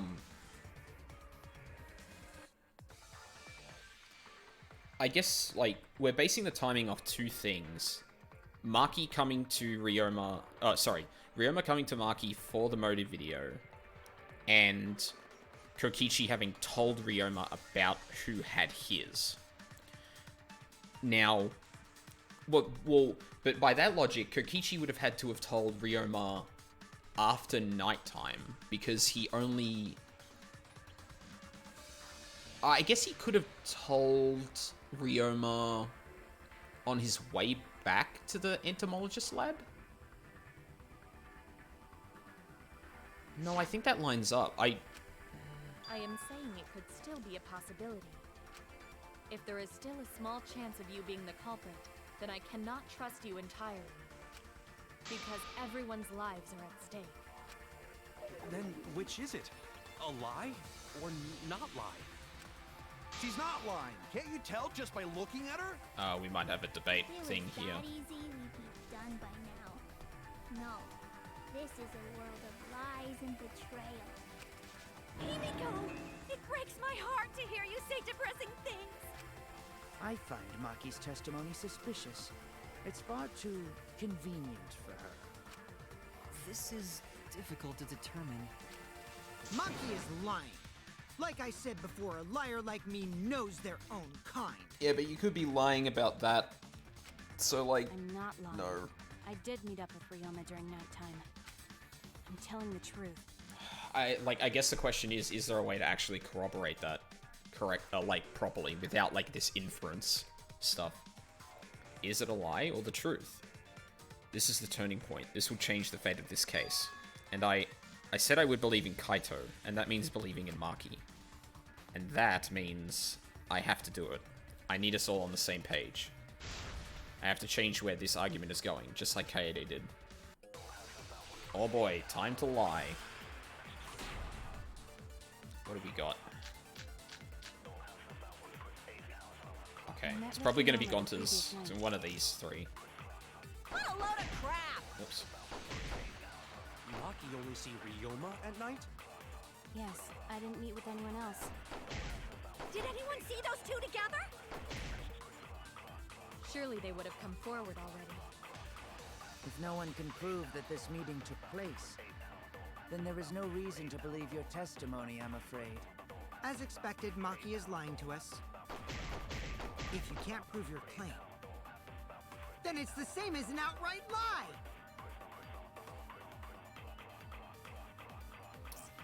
I can't say the two of them met now, that's too obvious a lie. So if I can convince them that Maki met up with someone...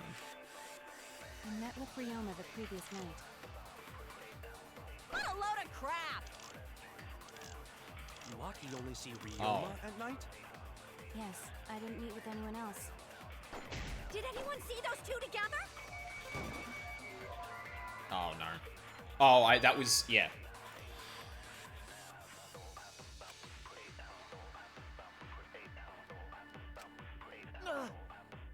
No, that's not what I need to do. Because, yeah, I need to lie. The previous night. What a load of crap! Maki only see Ryoma at night? Wait, hold on a second. Maki was standing guard in front of her lab last night. She stayed in her dorm room only during nighttime.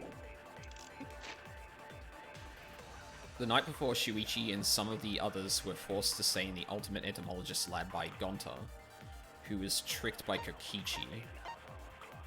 Himiko and Angie were brought in 5 minutes later. or 5 minutes to 9. Kokichi left at 9. Shuichi and the others were forced to participate in it until 11, at which point Kokichi came back. Yes.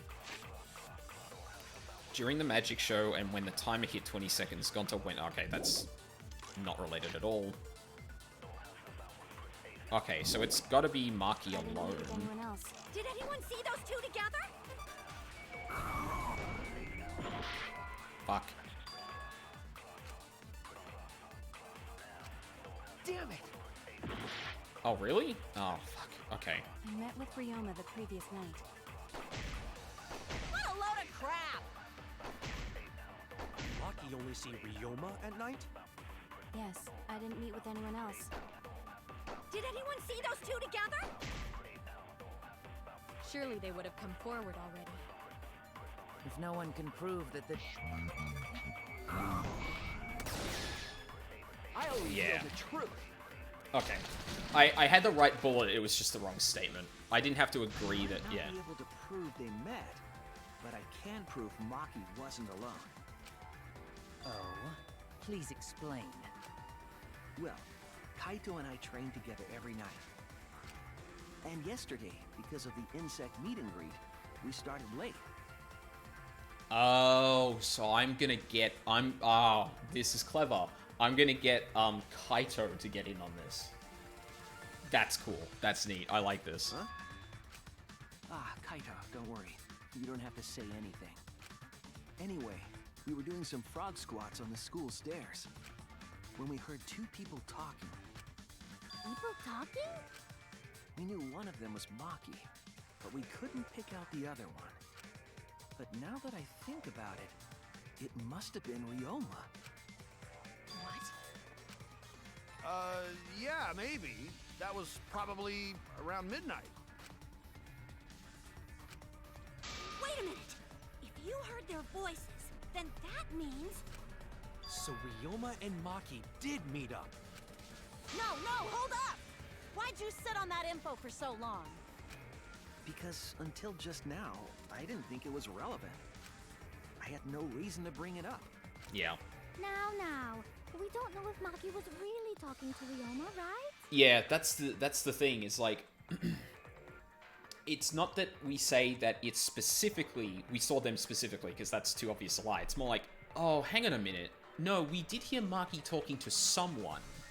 And that makes it more believable that it's, like, something we could have, like, just not thought about. That is true. If I knew for certain, I would have said so sooner. But considering the circumstances, I can't imagine it being anyone but Ryoma. Yeah, and Ryoma's not here to refute this. So, and no one else... Okay, this is what's about to happen. No one else can confirm who Maki was talking to, so it must have been one of the people who's not here, and the only person who's not here that was alive back then is Ryoma. None of us were talking to Maki last night, correct? So it must have been him. Thank you. And nobody say you suddenly remember talking to Maki. It's way too late for that. And you two did not confirm who Maki was talking to at the time? I mean, they probably couldn't. If I overheard a conversation in the middle of the night, I surely would have checked. We are still part of a killing game after all. Whoa, chill out. Why the scary face? That was my bad, but it's not really manly to eavesdrop, you know? I wouldn't do something so uncool. Anyway, I know that we heard those voices. Maki is not lying. Then Gonta will believe friends. You're gonna believe him? Just like that? But Shuichi has no reason to lie. Yes. If his lie leads us to the wrong culprit, he will join us in eternal sleep. Unless he wishes for death, we should be able to believe him. That's right. You can believe me. Yeah, you're right. I'll believe him too. Belief shall set you free. I'd be so surprised if Shuichi was a liar. Especially after we believed him for so long. He knows. We wouldn't be able to trust anyone anymore. Well, it's not like he's lying anyway. You little shit. All right, that proves it then. Ryoma was still alive during nighttime. In other words, me and Maki aren't suspects anymore.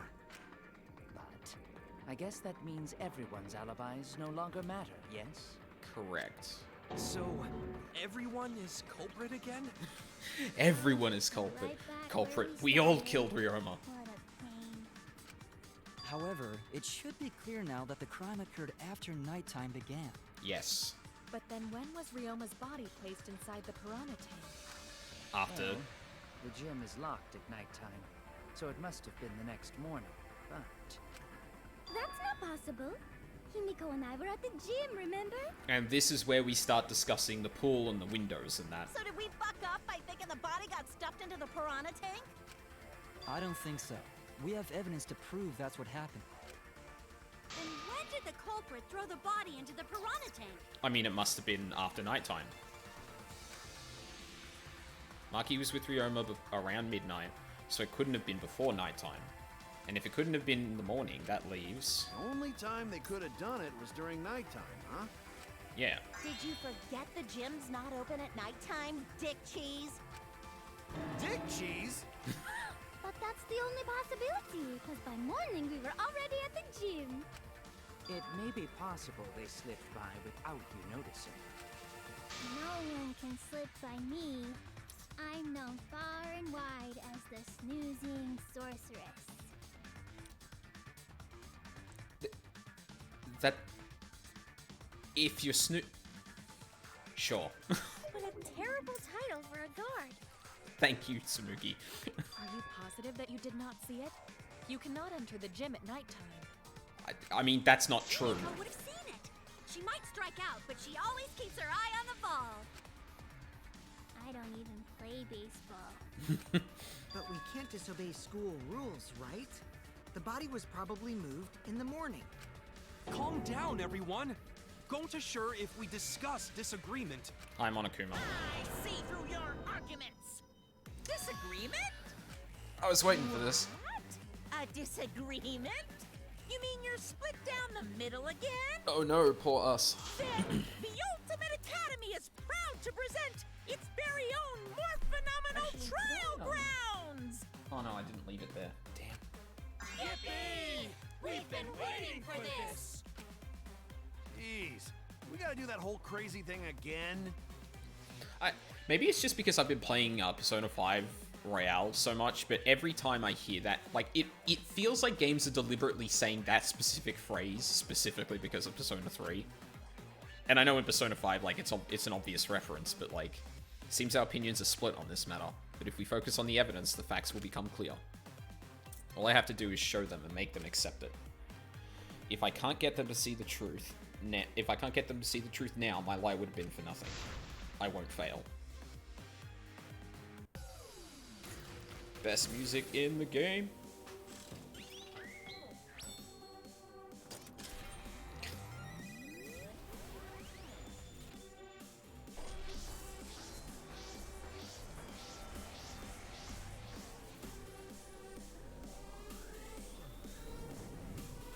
I'm turning that up on my end because I fucking love this track.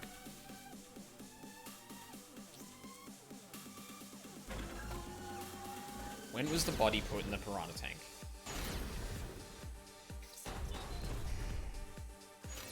Did the culprit move the body just before the morning announcement? Angie! I was in front of the gym with the others, before the announcement.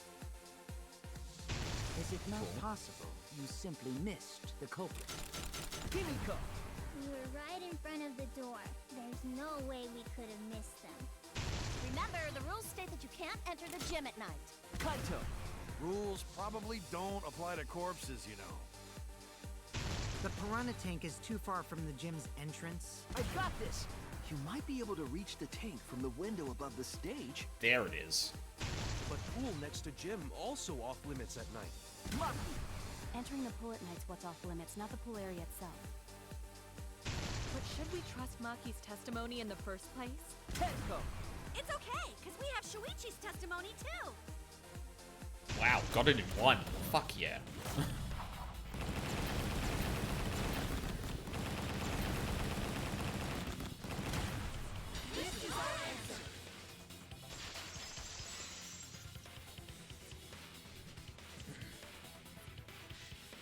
true that you cannot enter the gym at nighttime, but a corpse could.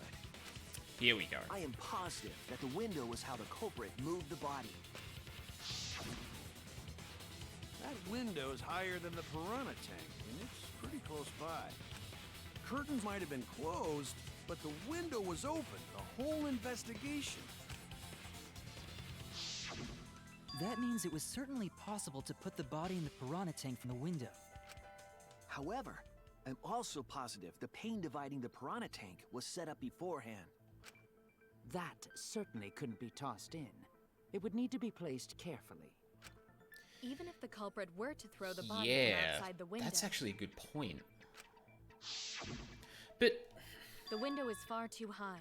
It cannot be reached from the floor. Ryoma was small.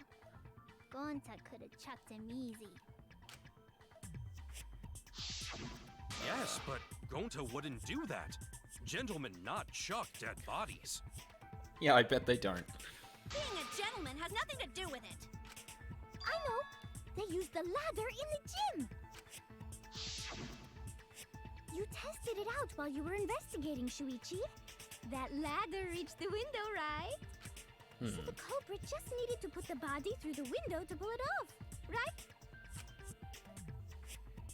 Yeah, you could reach everything. No, I don't think that method is possible because the ladder couldn't have been used like that in this crime because the ladder can't be moved. There was no time to move it. The ladder doesn't reach the window. I don't think there was enough time to remove the ladder. Couldn't they have carried out the ladder at any point during nighttime? I think the culprit had enough time. Oh no! Wait, hold on. What are we arguing here?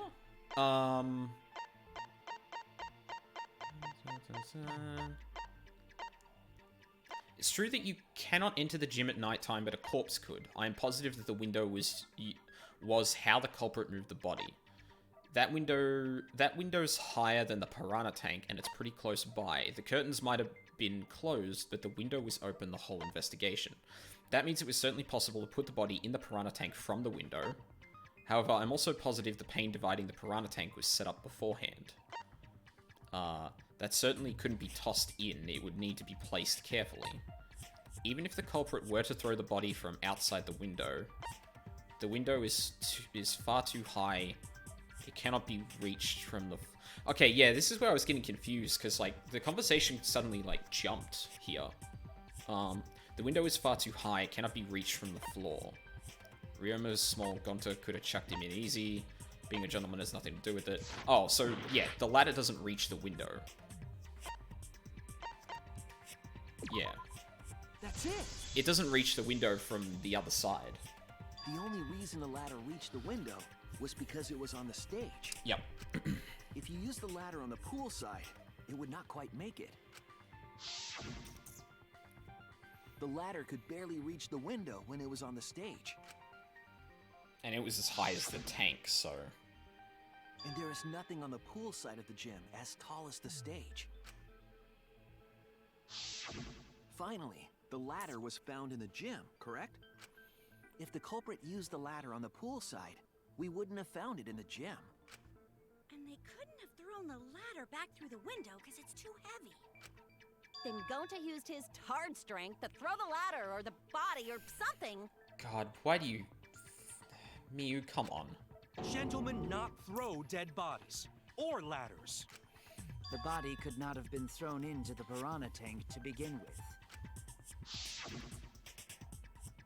It would need to be placed carefully to prevent the glass pane from shifting.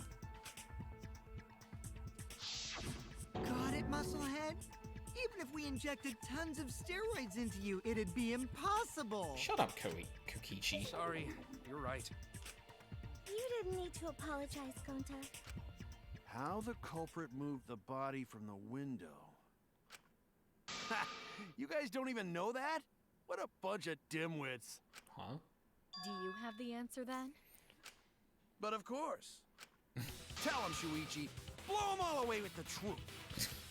I actually don't know that yet. I like how the music started up and then stopped. That was great. The culprit definitely moved the body through the window, but I don't know how. Seriously? Serves Serves you right. You just made a fool out of yourself after acting all high and mighty. I mean, she's not wrong. Kids just need to shut up and take their licks. What are we gonna do, Shuichi? We gotta figure this out or we're done for.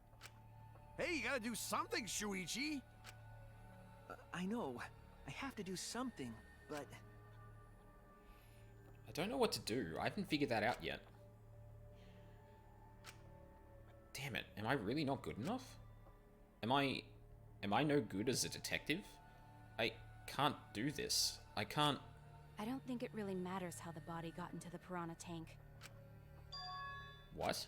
Gonta thinks it matter. We won't know culprit's trick unless we figure out. We're getting sidetracked.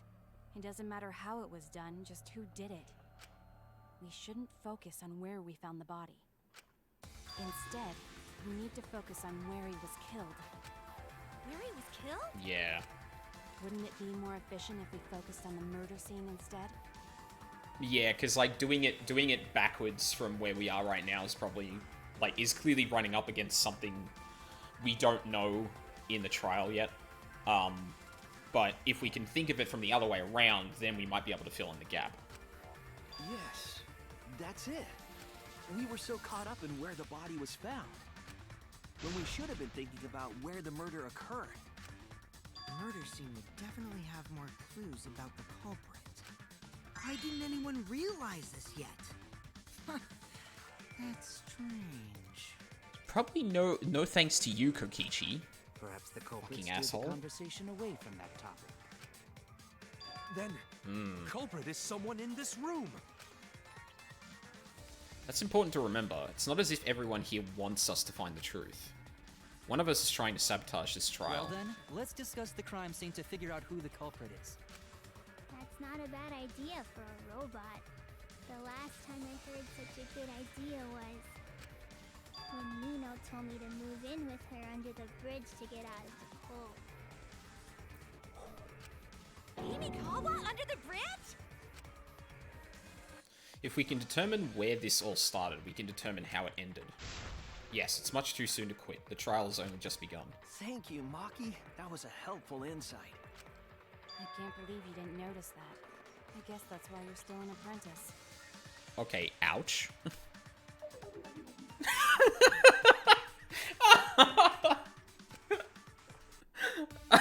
Shuichi is so crushed. Oh, fuck. First, let's establish the crime scene. Wasn't it the dorm room? It's probably gonna be this. Ryoma was relaxing in his room when he got attacked. But the cause of death was drowning. Correct. There is nothing in his room that could collect enough water. He's got a toilet, doesn't he? Drown in toilets? Impossible. We should consider places where water is stored. The only place that fits is the pool. Oh, pool If rules. you use magic, there's no other way. Well, it must be the pool then. Nah, that little turd drowned in the toilet. Shut your mouth, you noisy sow. Sal? Agree that she... Agree that she's a sow. Yikes. The cause of death is a certainty. Ryoma drowned in water. The pool seems like the obvious answer, but I have my doubts. Oh yeah, because the pool rules. You can't do that. We established she died during nighttime, so it can't be in the pool. There's nothing in his room that could collect enough water.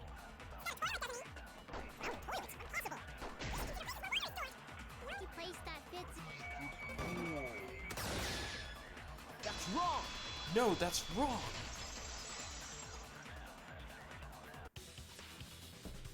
The pool could not have been the scene of the murder.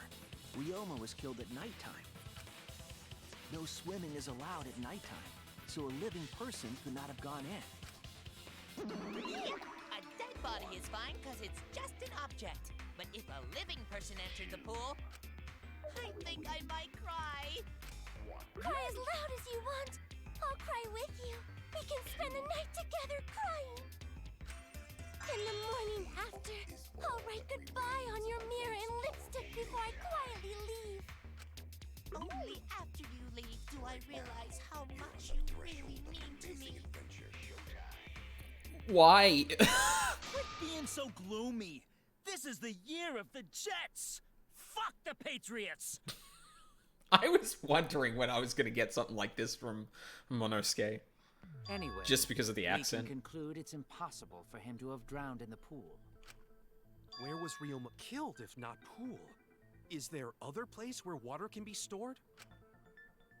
Where was Ryoma killed? I know there's some kind of clue.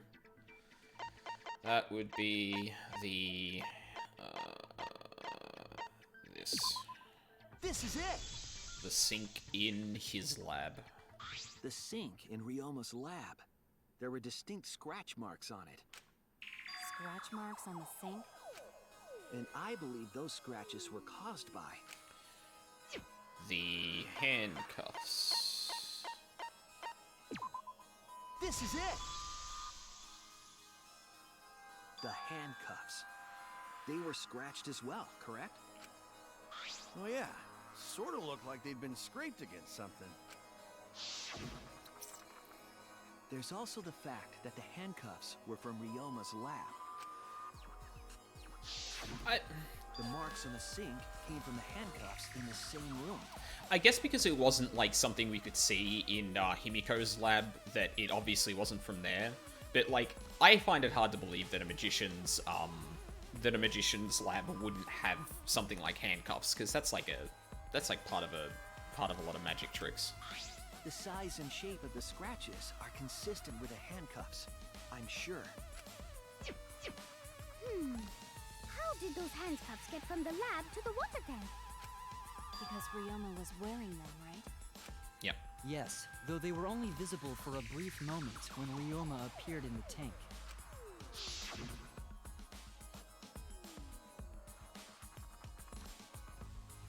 I am certain he was wearing the handcuffs at the time. The handcuffs were left after the piranhas devoured Ryoma. So the culprit handcuffed Ryoma and drowned him in his lab's sink. Ryoma must have been pretty yummy. They chomped up his entire body. Arms, legs, brain. Saying disgusting things. I don't want to hear it. That crunchy texture with the fatty parts just right. Then when they bite down, it gushes. Stop! Please stop! God. But how did culprit handcuff Ryoma? He could have used Kokichi method to get away, unless someone ambushed him? Yeah, that's actually a really good point. Like, Gonta couldn't catch fucking Ryoma. How the fuck did that happen? It's possible they knocked him out before handcuffing him. Possibly. Though there's no way we can be sure, now that he's not but bones. I mean, I might be reading too much into it, but I'm pretty sure his skeleton had, like, cracks in the skull. But that might just be an artistic thing, not... I doubt he was ambushed. I'm pretty sure the culprit got Ryoma by... Whoops. Don't pay attention to little old me. I'm just talking to myself. Pretty sure the culprit got Ryoma by... When you talk to yourself, pretend you're eating and chew with your mouth closed. Otherwise, you'll get a mouthful of peanut butter squid. It's so disgusting you'll laugh.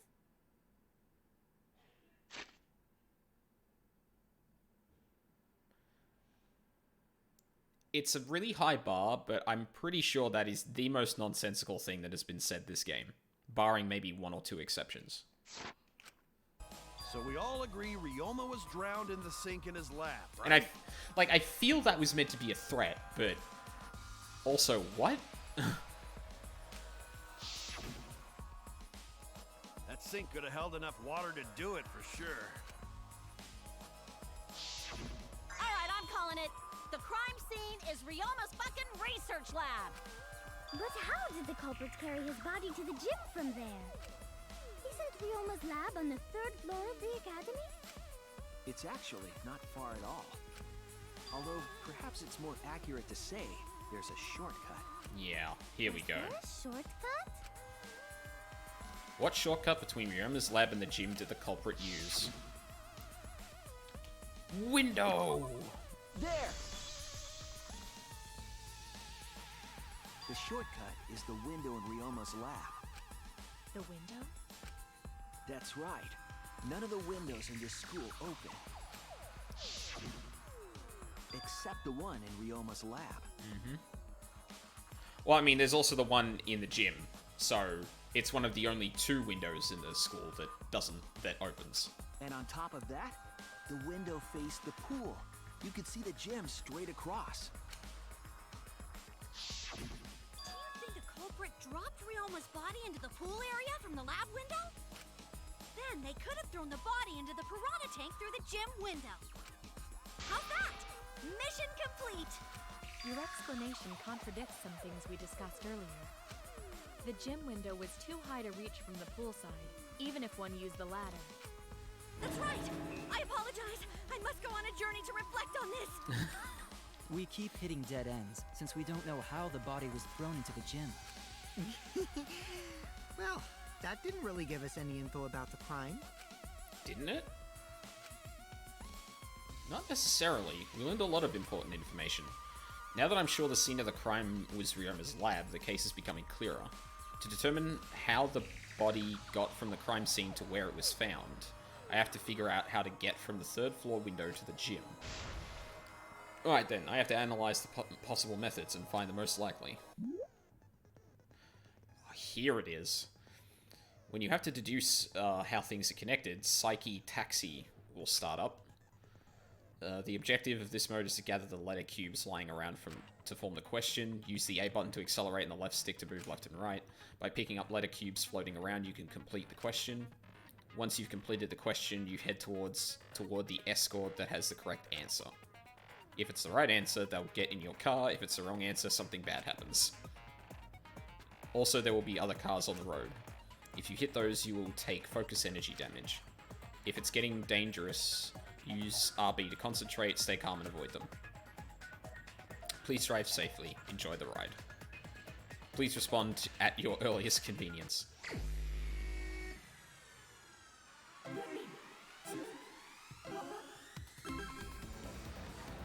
Awesome. All my Cruisin' USA practice is going to come in handy. Oh, this is a really cool track as well. Although now I realize I have slightly spoiled myself on some of the music in the trials, which... Oops. I thought I heard everything in the Case 1 trial, so I didn't really think about it.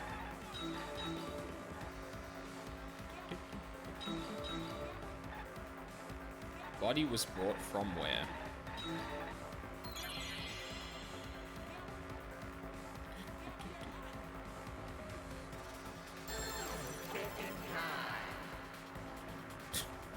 God, I love the aesthetic of this. Lab window, not the door.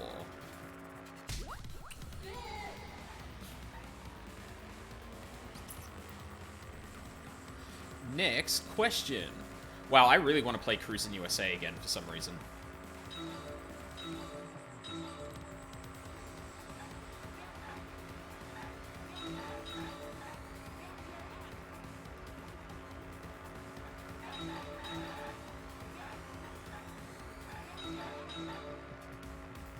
Is that Angie? What the? It's Angie on the stage? That's neat that they've just got, like, pictures of the, case. Like, flowing, placed on placards around. That's a neat little touch. I like that. Body was brought to the gym from where? Thinking time.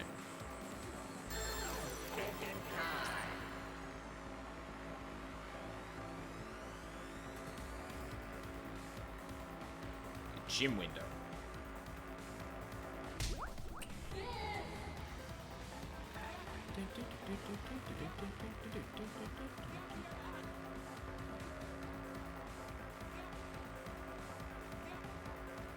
It's a little more boring than the logic dives, if I'm gonna be honest, but like I don't mind it. It's probably gonna get more difficult though. Like the early logic dives in 2 were pretty benign at first.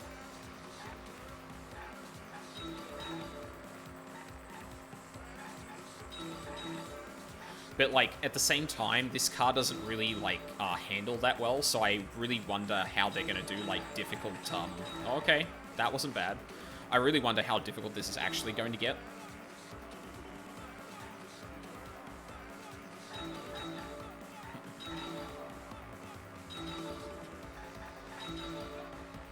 Is that a Monokuma? What the fuck? Why was there a Monokuma on the road? How was it moved from the classroom window to the gym window?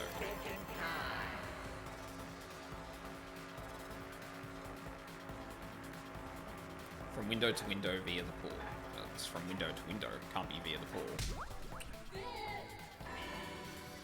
The body was brought from lab window. The body was brought to the gym from the gym window. How was it moved from the classroom window to the gym window? From window to window. It connects. I've got it! Ryoma's body was moved directly from his lab to the gym. Cool. Hold on a sec. I just got an at from something.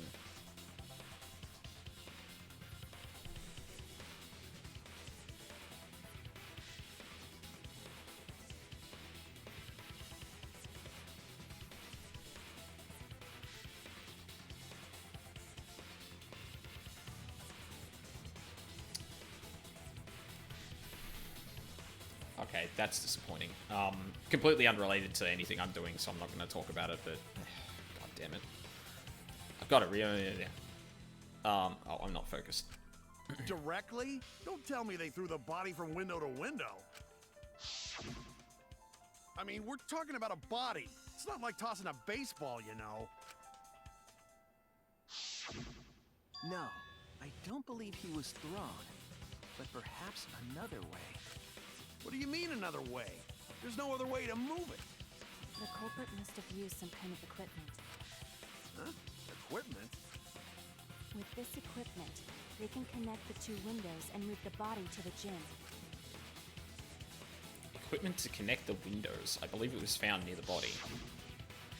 Yeah, it's the rope. There! That's a bit weird where, like, the cursor or the picture zooms in a way that it looks like the cursor... Where the cursor kind of looks like it picks a different object. I kind of got worried for a second. There was a mysterious mystery about that rope that only Atua can reveal. What mysterious mystery? During last night's preparations for the show, that rope was in the wing of the stage. But the next morning, the rope had been moved backstage for some reason. It's a mysterious mystery.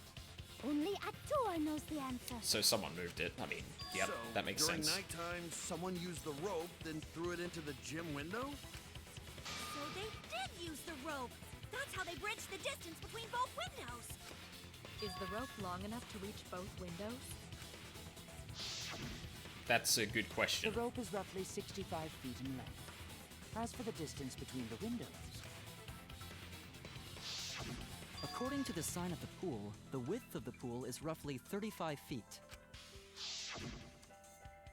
And the distance from the edges of the pool to the windows is an additional 16 feet.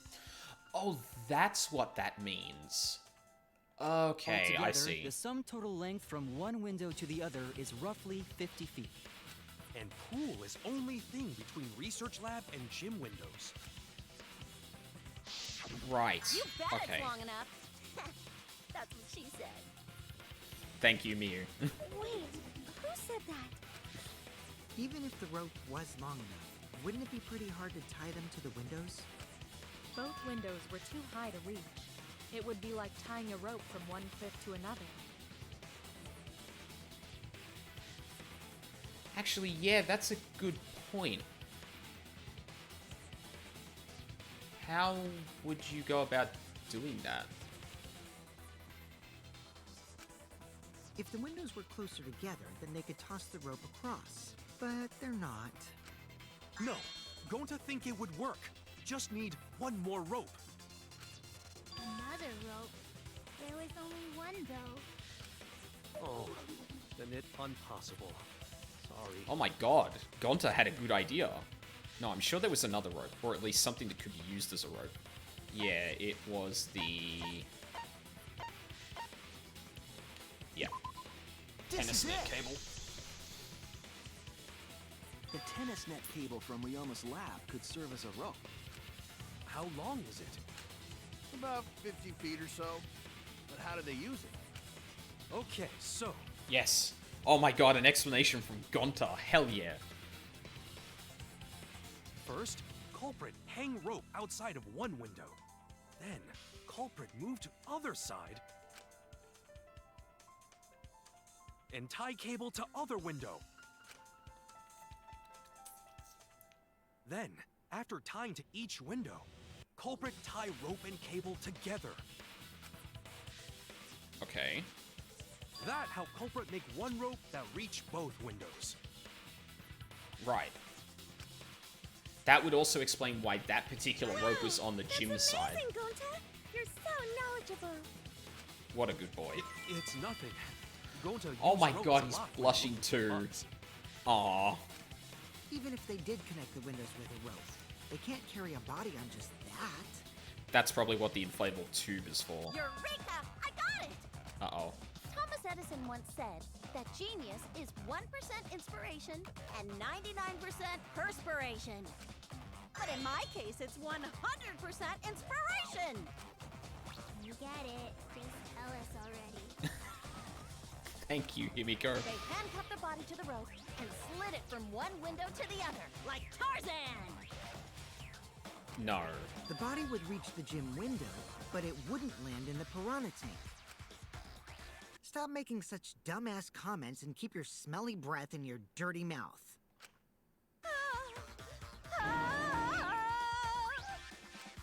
Tarzan? But they also had to put the body in the piranha tank after they moved it, huh? I don't know why, but some people reacting to the weirdest shit is actually the funniest thing to me, and I wish I knew why. That is not feasible with just one rope.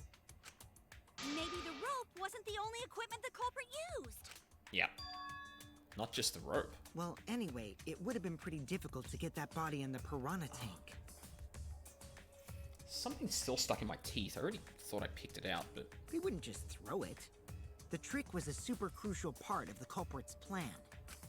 The culprit must have carefully placed the body into the tank with their own hands. Yeah. But is there really a way to do that? Kokichi, are you hinting at something? Huh? Hint? What hint?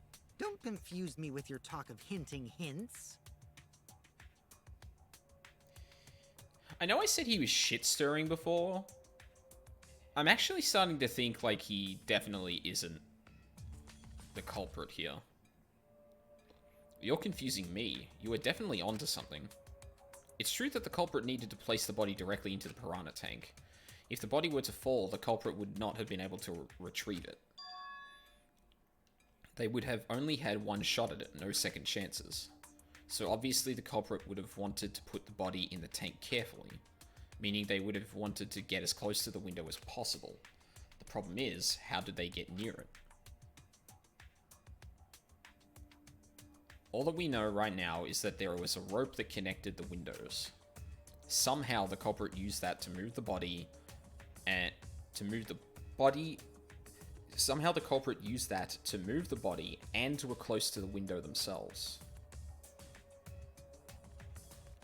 To make that work, they had to have used something else. But what would they have been? What would that be? What could have done? All right, Shuichi. The stage is finally set. Thank you, Kaito. Listen up. Do a good job here, and I'll be able to put an end to this trial. What? It all starts with you. You be the opening act, and I'll be the main event. And then together, we're gonna save everyone.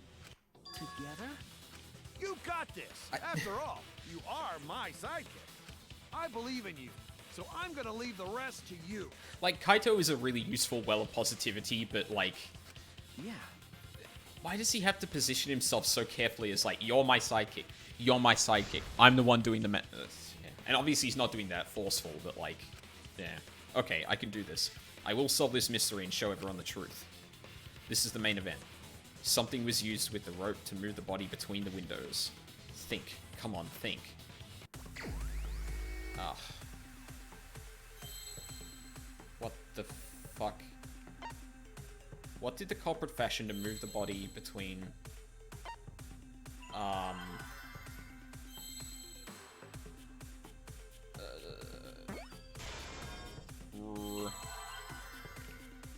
rope something? Oh, sorry. I think it's that one.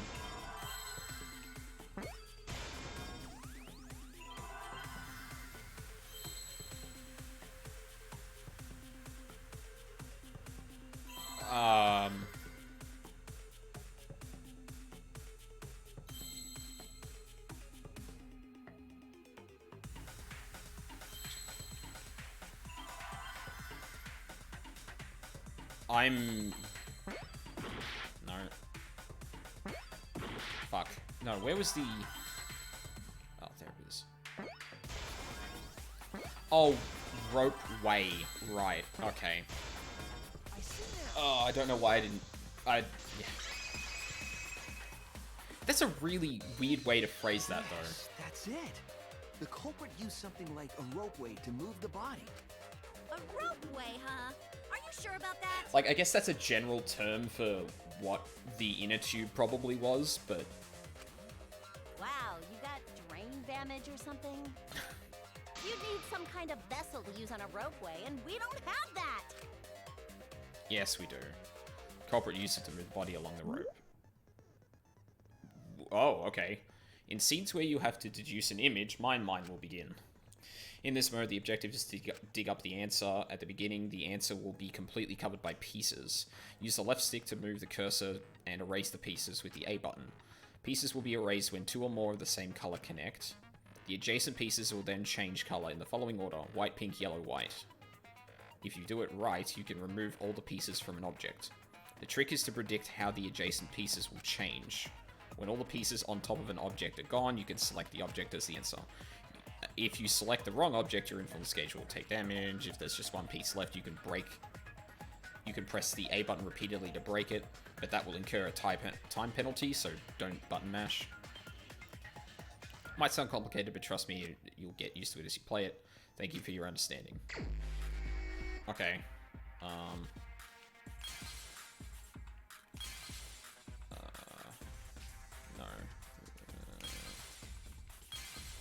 Yeah. No, that's not really what I want. I'm looking for something a bit more ladder. No.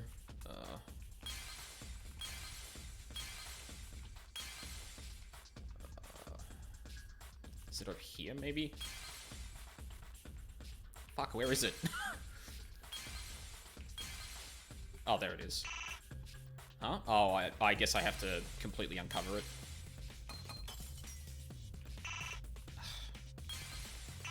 Oh my...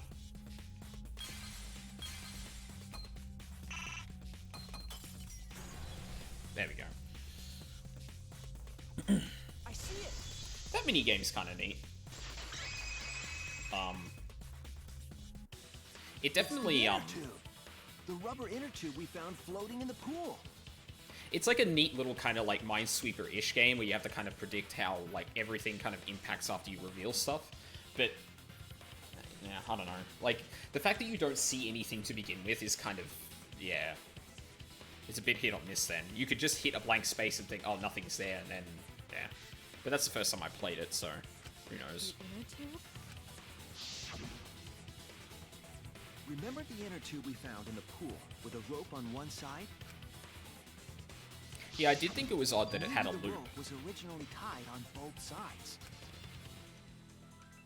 The culprit made a ropeway by hanging the tube from the rope connecting the windows. That would make sense. And because the third floor window is higher up, gravity would have pushed the inner tube along. The inner tube is made of sturdy rubber as well. It could have supported 2 people. The culprit used the ropes and the inner tube to construct a rudimentary ropeway, and used it to move themselves and Ryoma's body from the lab to the gym. Once through the gym window, the culprit stood on the inner tube to move the body. All this is missing is some menacing text. Either that, because this or is the very. culprit placed their foot on the windowsill. This is a very intimidating image. And let them handle the corpse more carefully. Finally, they removed the rope from the window frame and left the scene. Well, when you put it like that, it certainly sounds possible. But wow, a ropeway! You say the culprit placed their foot on the windowsill. Isn't that against school rules? It would count as entering the gym, would it not? Last time we got asked that question, we decided it was okay.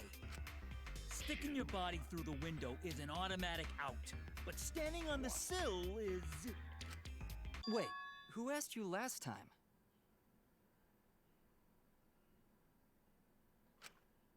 Eh? Oh. Wait, what? It is quite possible that the culprit went to you to confirm the details of their plan. Oh, shit. Oh, shit! Way to put your foot in your mouth.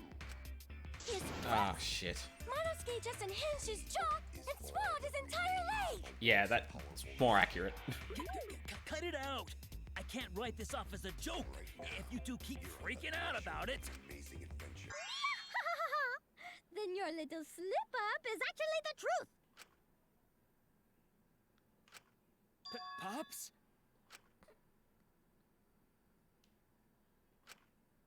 Uh-oh! Daddy's mad at you now! Oh, no. Don't look at me. This is what you get for acting like a big shot all the time. He's not wrong. Stop. Do not bully Monosuke. Aw. Huh? No more blaming each other. Everybody makes mistakes. I want us all to get along. Monodom's right! Monosuke, you better thank Monodum. Less attitude and more gratitude. Monodam is literally the only redeeming thing about these scenes right now. Everything else is nonsense, but then Monodam is like actually like there's actually a story there, whereas everything else is just fucking nonsense. Man, the trial was just getting fun. Why you gotta ruin it with that slip-up? But I guess now we know Shuichi's logic is right on the money. So culprit really used ropeway to move body? Yeah, they used the ropeway to move with the body from window to window. Ropeway murder? That's some crazy-ass shit! But if the mechanism was that complicated, wouldn't it be hard to put it all away? Not necessarily.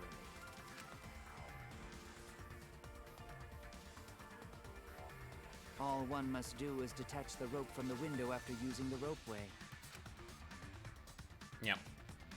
Then, after returning to Ryoma's lab, one could retrieve the rope from that side. Tossing the rope into the gym from the pool window would be the final step. Yep. I see! The rope was thrown from the window! That's why we found it there! With that method, the culprit must have made numerous trips from Ryoma's lab to the pool. Yeah, Which that's is why the crime was committed during nighttime, while we all slumber. That's actually a good point. Like, that takes a lot of setup. Like, surely someone But would if have the culprit seen was so someone do careful that. to recover the rope they used to commit the crime, why did they leave the inner tube in the pool? I believe that was an accident. An accident? Yes. When the culprit was taking down the inner tube, they accidentally dropped it. Then why did the culprit leave it in the pool? The reason the culprit left it in the pool is obvious. It was nighttime. That's it. They couldn't get into the pool to get it, so and there was nothing around to Even actually if they grab wanted it. to get it, they couldn't, because this took place at nighttime. I see. They couldn't get the inner tube because swimming is prohibited at nighttime. But couldn't they have used the rope to fish it out? Not necessarily. You see, the water level in that pool is so low. Even if one tried to draw in the inner tube using the rope, the steep angle the rope would be at would make it nigh impossible. Yeah, that only works when it's when you're fishing it horizontally. That can kind of work because the gravity keeps the rope down to like cause friction that pulls it across. But you can't do it at an angle like that. It'd be different if they used a pole, but there's no way a rope would work. Yeah. Even if inner tube was closer to pool edge, water's still too low to drag tube in. Yep. Sounds like a lot of work. I can see why they just left it there. Yeah, it would take too long. And they would have been busted if someone saw them. Ha! What kind of clumsy dipshit drops an inner tube and can't retrieve it? Let me tell you, this culprit's a real fucking amateur. No, actually. Save for that one mistake, this was the perfect crime. If Maki had never met up with Ryoma at nighttime, it might have been the end for us. Yep. Oh, I still don't know if Maki is telling the truth or not. Shut up. Personally, I find this culprit frighteningly thorough. Such a bold, beautiful plan. I never even imagined there was a ropeway. Oh, respect begins to bloom in my heart for this wonderfully cruel culprit. I don't want to say that this has something to do with the fact that Kyo is like really into ropes, but I mean, What are you, stupid? Don't respect the culprit. no, respecting the culprit's intelligence is crucial in solving this case. We're so close. We're just one step away from the truth. Now, we just need to figure out who the culprit is. Yeah. But of course, it would be pointless to unravel this mystery otherwise. Yeah. So, who is it? Looks like it's time for me to start the main event. Oh But god. my sidekick here is on a roll right now, so I'll let him take this one. Okay, Kaito. Okay.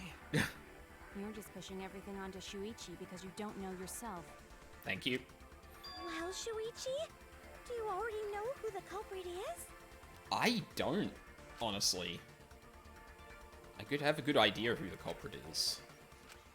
Hey, Shuichi, are you hesitating again? What?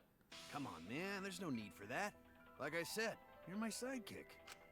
I take responsibility for any mistakes my sidekick makes. So use those skills of yours I believe in to shove the truth down their throats. You believe in my detective skills? That's right. I'm gonna leave it all to you, Shuichi. That music kick in was perfectly timed.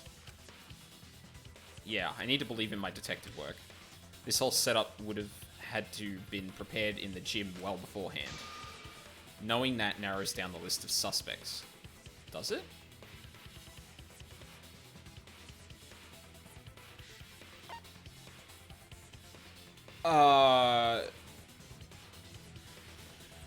Shit.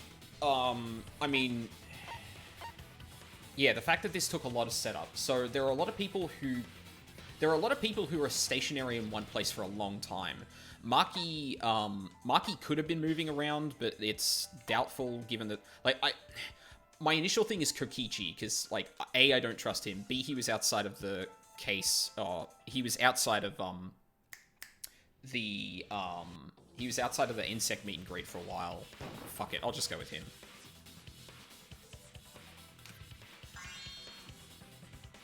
Between Kurumi and Miyu's testimonies, my alibi is pretty solid. But if you ask me, I think the person who went to the gym is suspicious. I was wrong!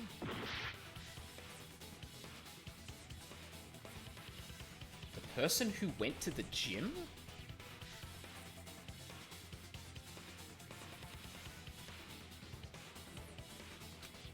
What? Kirumi? Wait, no, but Kokichi just said that the alibis line up. Who went to the gym? No.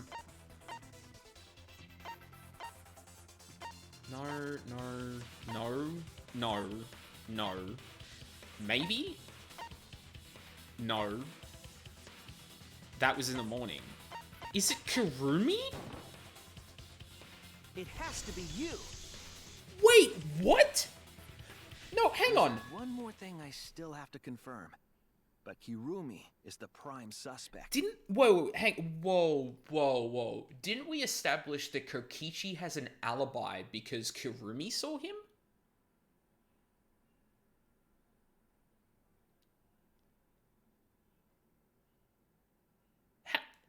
How is that? But if this is the okay, if we're gonna suspect Kirumi because of this, and the alibi doesn't hold, doesn't Kokichi's not hold either? Me? What? Kirumi? Oh, so Kirumi is the culprit. Like, she did say she went to the gym for 5 minutes, but that was like well before.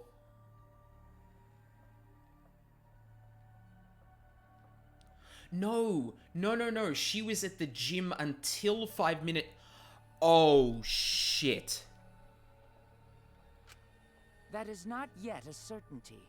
Let us hear her testimony first. Yeah. Is this true, Kirumi? She went to the... I cannot believe you would suspect me. If that is the case, then I will have to deny it. I will not let you make the wrong choice. The wrong choice? If you do believe it is me, are you prepared to stand by that decision? I will refute your accusations with all my might, for everyone's sake. I don't know if this is a red herring or not, but I, of course, am not the culprit. sure. The crime was committed at nighttime. And you have no alibi, do you? An alibi for nighttime? I believe most of us do not have one. Yeah, that's correct. I have evidence that proves you're the culprit. Do you think we would fall for such nonsense? The trick relied on complex mechanisms to work. But someone like you could be skilled enough to pull it off. Preposterous. That could have been done by anyone. Kirumi is thin and has a nice body. She and Ryoma could have totally shared an inner tube. We all could have, except perhaps Gonta.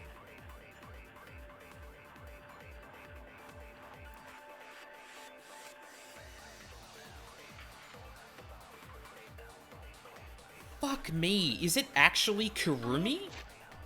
Hold on.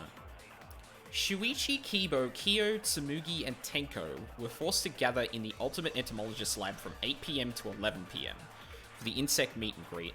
At 5 minutes to 9 PM, Himiko and Angie joined as well.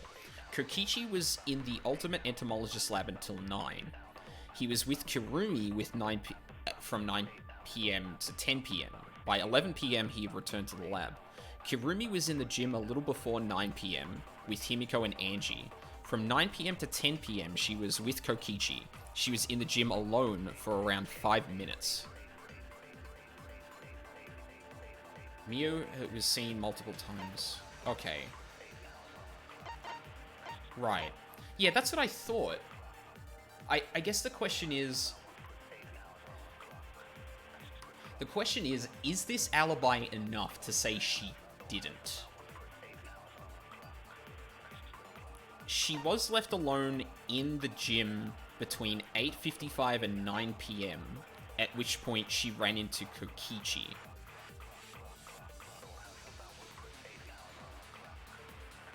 And based on the logic we're going with the rope setup, all she had to do on the gym side was tie the rope to the window. Fuck, that might actually be the case. Of course, I'm not the culprit. The crime was committed. You were left alone in the gym. And you have no alibi, do you? An alibi for nighttime? I believe most of us do not have one. Fuck. True, I have no alibi for nighttime, but the others do not have alibis either. That reasoning is too shallow to justify being suspicious of me. Oh no! Fuck. Ah, god damn it. I, Okay, of course, hold on. am not the culprit. The crime was committed at nighttime. And you have no alibi, do you? An alibi for nighttime?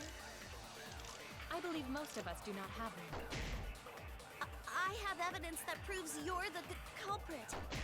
Do you think we would fall for such nonsense?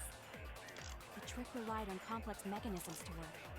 But someone like you could be skilled enough to pull it off. Preposterous. That could have been done by anyone. Kirumi is thin and has a nice body. She and Ryoma could have totally shared an inner tube. I mean, I agree with that, but I don't think... Except perhaps Gonta. My logic has to be airtight. There's a hole in her story somewhere. I just have to stay calm and find it. Can I get the log here? No. Fuck.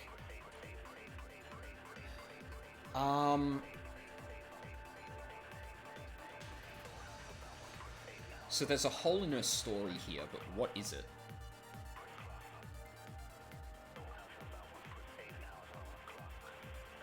She doesn't have an alibi for nighttime, but no one else does.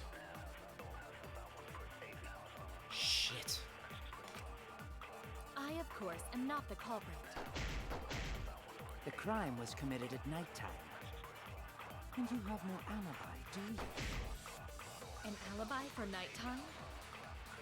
I believe most of us do not have one. I have evidence that proves you're the culprit. Do you think we would fall for such nonsense? The trick relied on complex mechanisms to work. But someone like you could be skilled enough to pull it off. Preposterous. That could have been done by anyone. Kirumi is thin and has a nice body. She and Ryoma could have totally shared an inner tube. I did shoot the right bullet at that alibi thing, right? I, of course, am not the culprit. The crime was committed at nighttime. And you have no alibi. I'm gonna try it again, just to make sure. An alibi for nighttime? Because I feel most of us do not have I feel like this is the one. Oh, unless our alibi is the insect meet and greet. She's the only one that was never there, I guess. Was committed at nighttime. Wrong button. I believe most of us do not have one. Ugh. Damn it.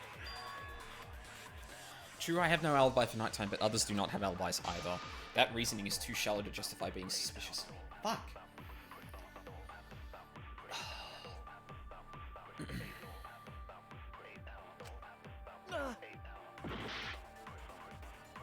Oh god, am I really gonna die on this? Fuck.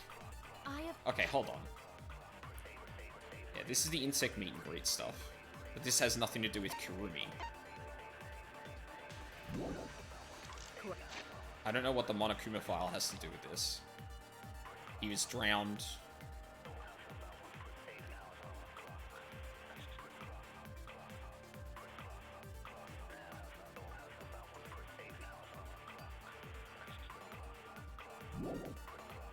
I'm not the culprit.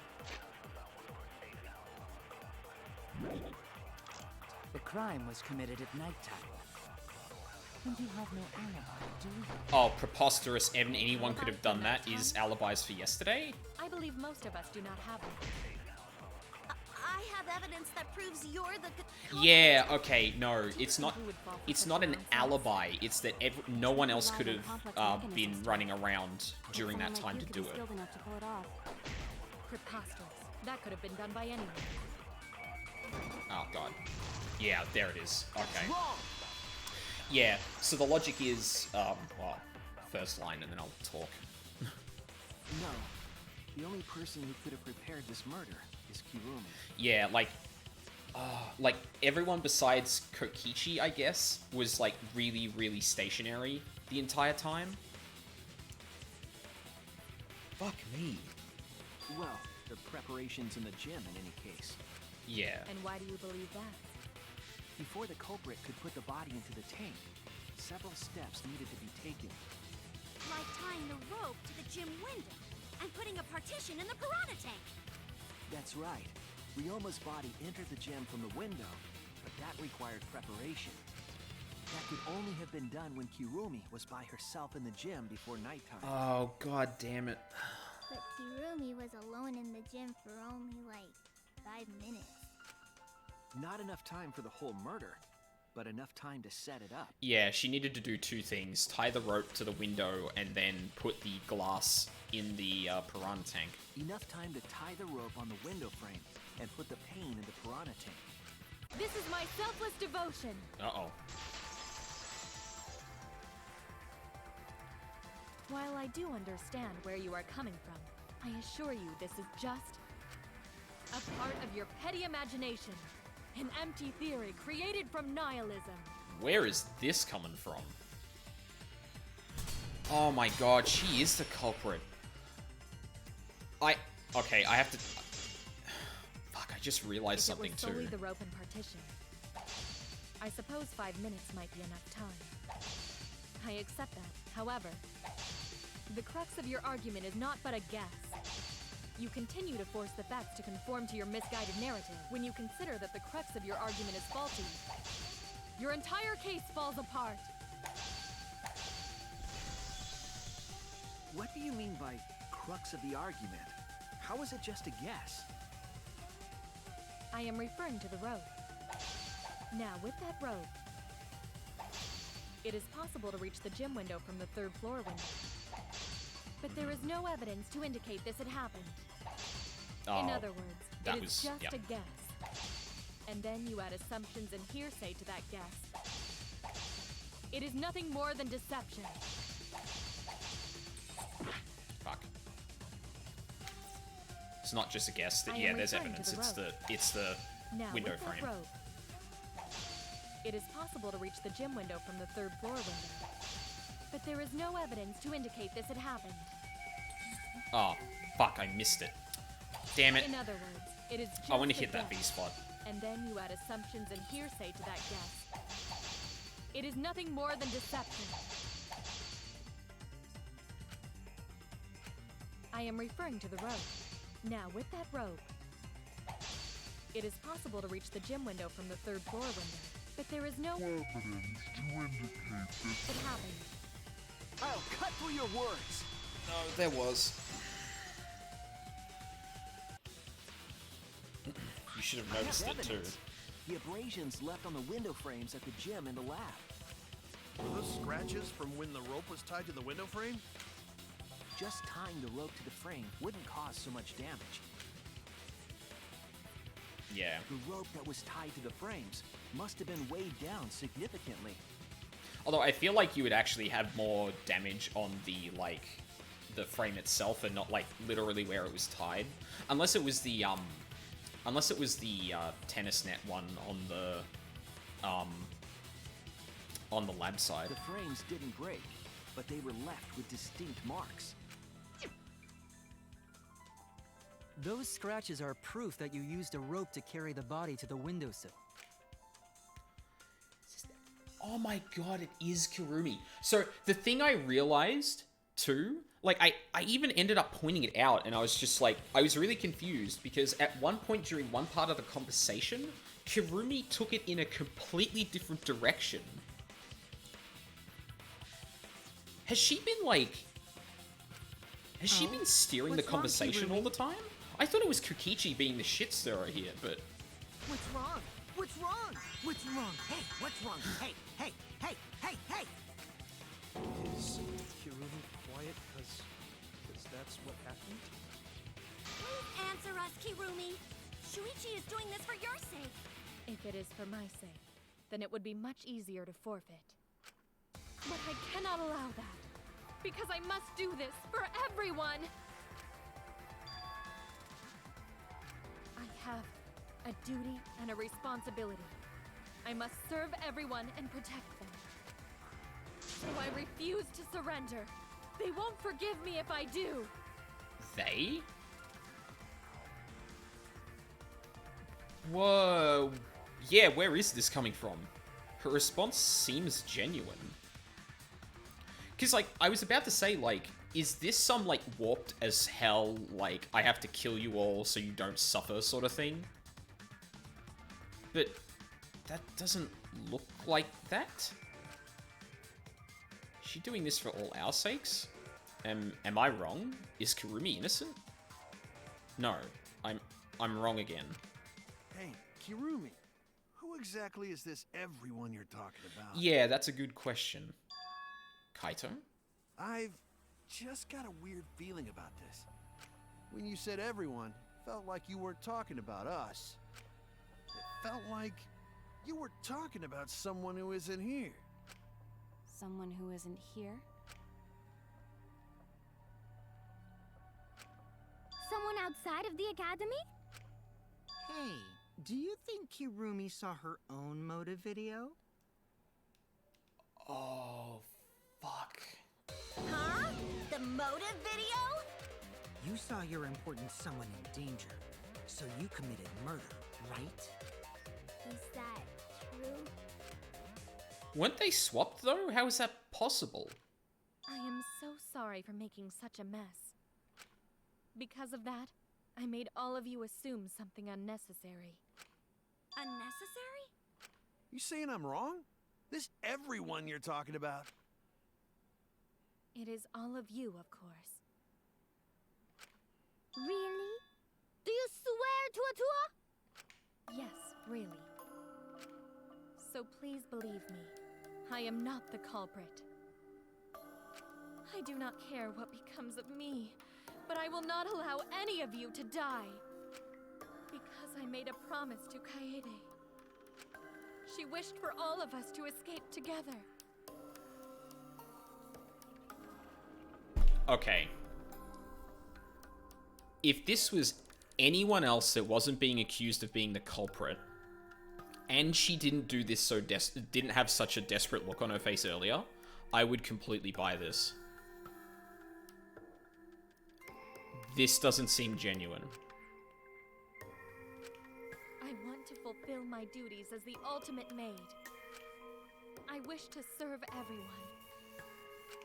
So please believe me. You have to. I mean, I want to. Like, Kurumi's one of my favorite fucking characters in this game so far, but, like...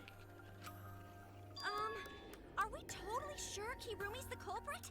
Maybe it's someone else. Are we sure Kokichi isn't the culprit? That's a good question. How rude. Gonta just can't believe Kirumi would kill Ryoma. Kirumi's breakfasts were the best. She always treated us so well. She really is like a mom. Perhaps it was after she gained our trust that she saw her chance to strike. You really are screwed up. Screwed up from head to toe. Even through your clothes, I can tell. Shuichi, please reconsider suspecting me as the culprit. Why?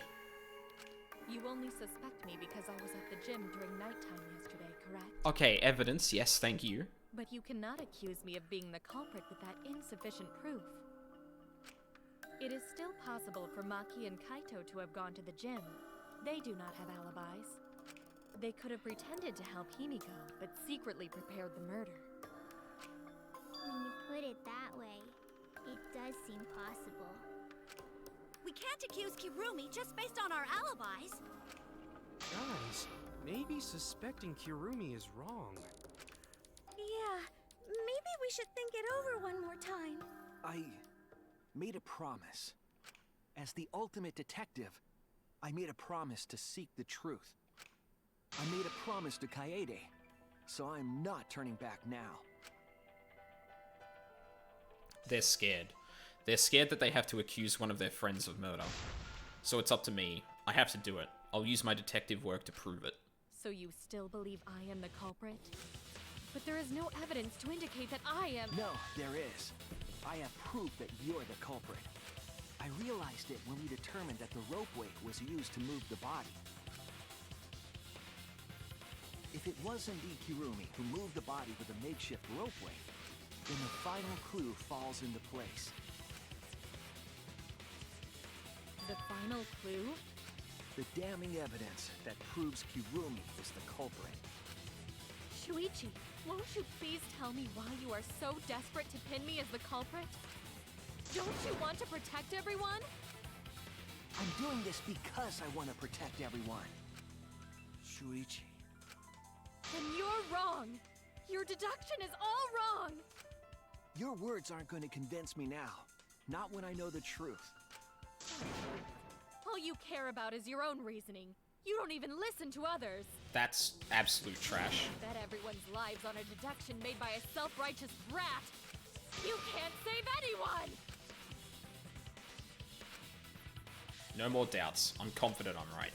I'm going to present everyone the evidence that proves she's guilty. I mean, the only thing we haven't used in the evidence is... This is it! What? The piece of black fabric in the pool. That's the final clue that proves you're guilty.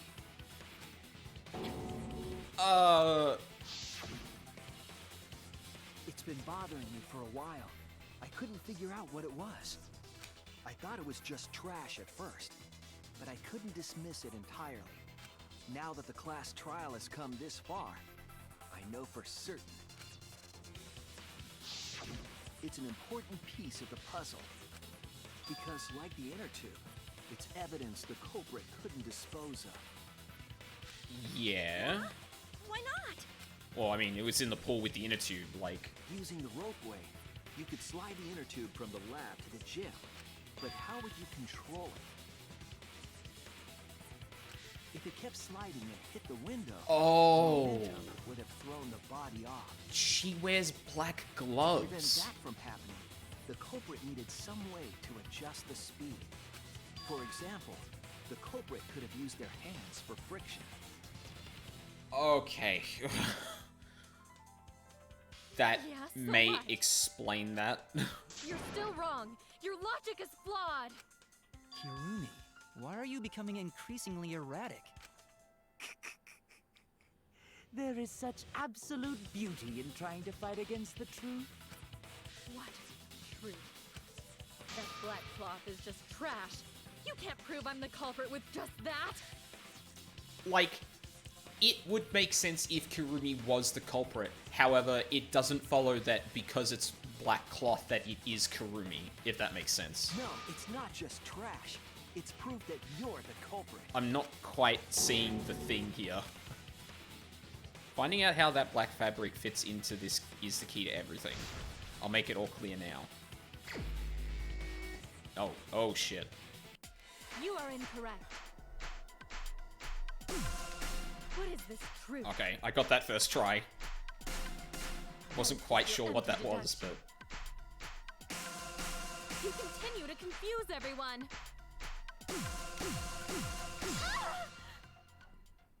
In this class trial, everyone's life is at stake. Because of your self-righteous truth, Oh, fuck. everyone might die. In this class trial, everyone's life is at stake. Because of your self-righteous truth. I completely understand your reasoning, but I will never accept it. It seems you wish to pin me as the culprit. You do not have any evidence. You are only providing us with speculation. I only wish to protect everyone. Why must you interfere? I completely What the hell is understand that? your reasoning, but I will never accept it. It seems you wish to pin me as the culprit. You do not have any evidence. What does that piece of trash prove? It ends here!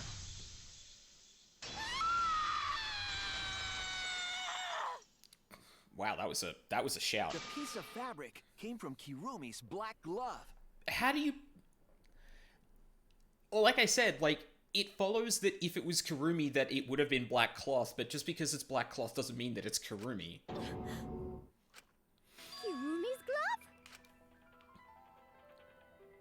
If the culprit were slowing their descent by grabbing the rope with their hands, there would have been a lot of friction, easily enough to cause rope burn.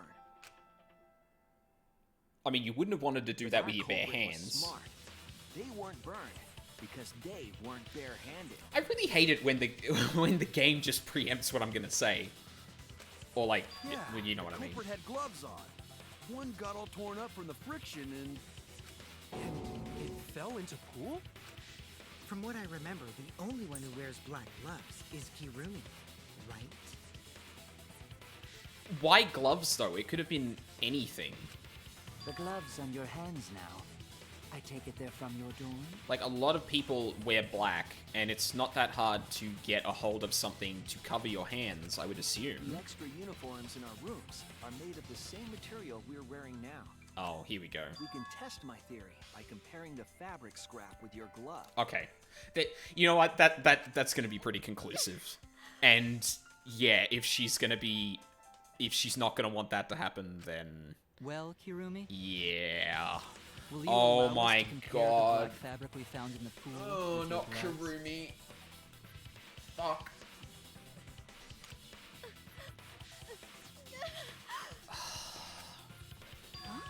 What's the matter? Son of a bitch. Why are you sweating so much? Two of my favorite characters are dying in this fucking act. Oh, god damn it. What's wrong?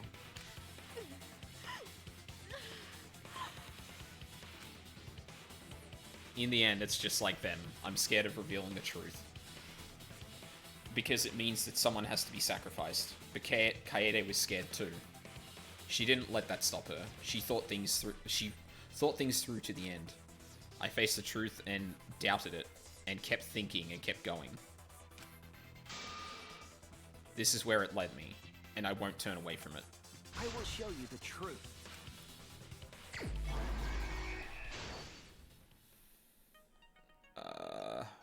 Okay. What do we have? Carried the rope, rubber inner tube, piranha swarming the tank, handcuffed victim. Friction on the glove. The evidence made of meat that the piranhas didn't eat. Oh, made of metal that the piranhas didn't eat. I don't have that. What was used as a partition in the tank? Did we have that? I don't think that's that. Culprit took from the gym? No. Oh, I guess this? Yep. Okay, what's this? No, but that might be, yeah. Here. Oh, I didn't break anything. What else have we got?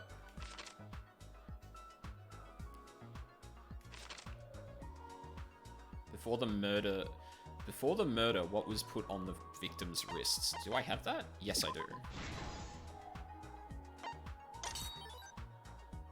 Piranha tank lid. Oh, that'll be... Whoa, shit. No, this. Thank you. Metal handcuffs in the water. That was this bit. Here we go. What was taken from the pool? The inner tube? Yes. What was used to transport the body? No.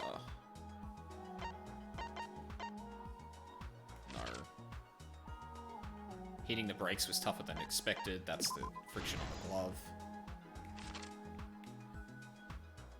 Where was the body carried to? Yep, and then...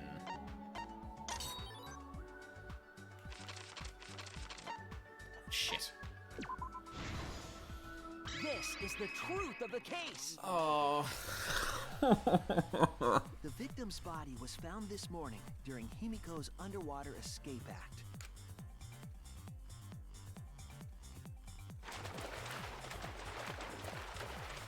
When we saw the piranhas in the tank, we thought that Himiko's escape failed. Of course, it was all part of the act. Himiko's escape went perfectly.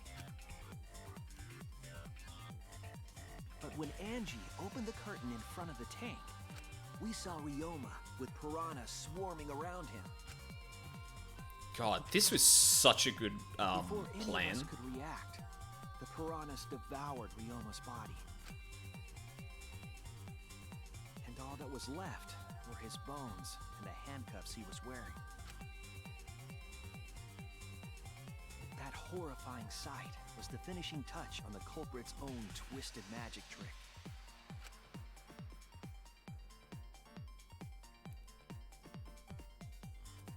The culprit obfuscated the time and place of the murder, implicating Himiko in the process.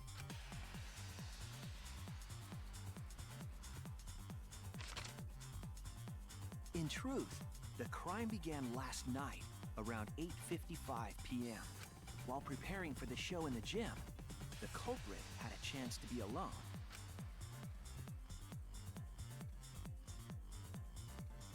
It was then that the culprit used the ladder to reach the piranha tank and removed the glass lid to put inside the tank.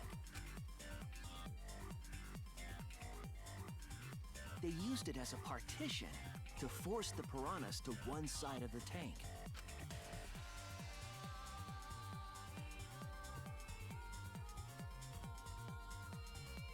Next, Bam. The culprit took the rope from the stage wing in the gym.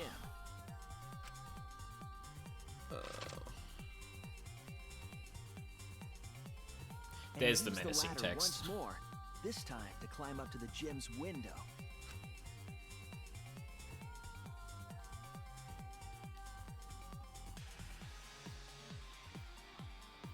Once there, they opened the window and tied one end of the rope to the window frame. The rope was then thrown out the window toward the pool. These preparations were key for the culprit's elaborate plan.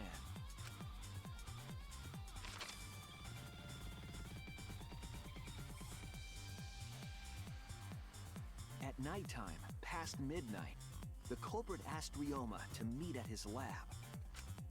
Yeah, this is a bit we don't have any, like, clue about yet. Like, why? All the pieces were in place. The culprit was ready to murder.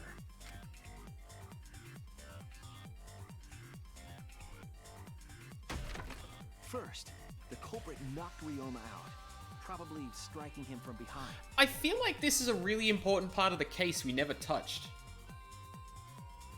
Like, what? Like after, like presumably Ryoma found his, his motive. So why did he agree to? Like, I hope that gets touched on because otherwise I'm really confused. Then they That put seems the like a really handcuffs big in the shower oversight. room on Ryoma's wrists. To not establish, I mean.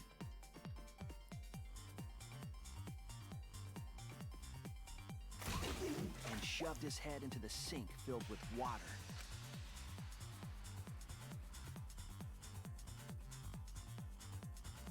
From the water and the pain of drowning, Ryoma should have woken up and struggled.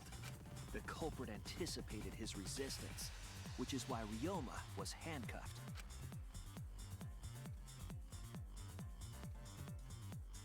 The struggle left scrapes on the cuffs and sink, but in the end, Ryoma succumbed. Ryoma was dead, but the culprit's plan had only just begun.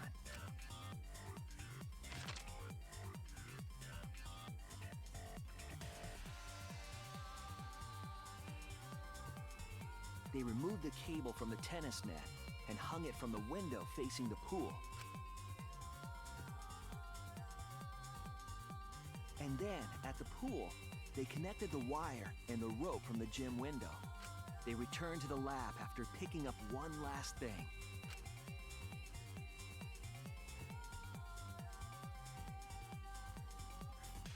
Fucking inner tube.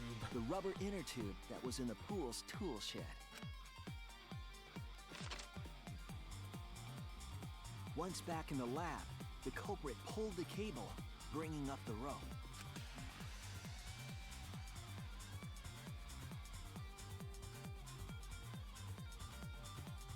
They pulled until the rope was taut, then tied it to the lab's window frame. One of the things I also assumed here was that they'd actually used the tennis net cable to tie between the two, because I thought that that would be more likely to cause the marks. Like, I don't know if a regular rope would do that. And thus, The gym and the lab windows were connected by a single rope. But I guess all it really needs is like enough pressure to try and tighten the loops around the frame. And depending on what the frames are made out of, like, yeah. That's probably an unimportant detail, but... After making a hanger of sorts with another length of rope tied to the inner tube, they hung the inner tube on the rope connecting the windows.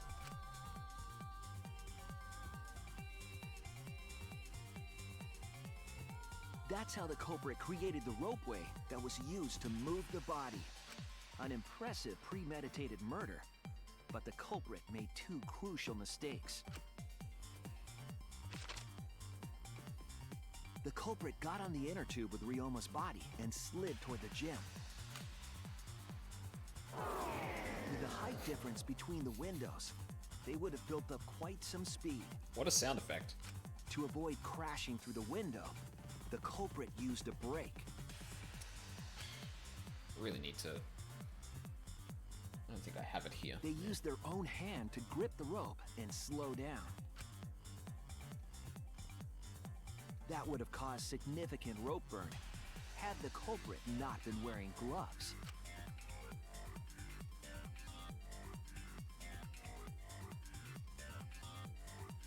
But due to the friction, part of a glove tore off and dropped in the pool.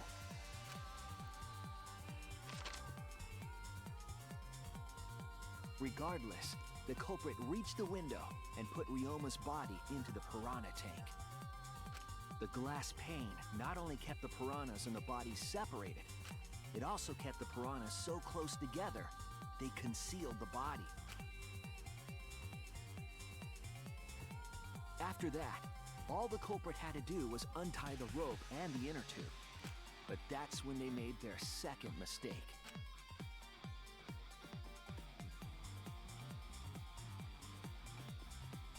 One end of the rope came loose, and the inner tube dropped into the pool. Really?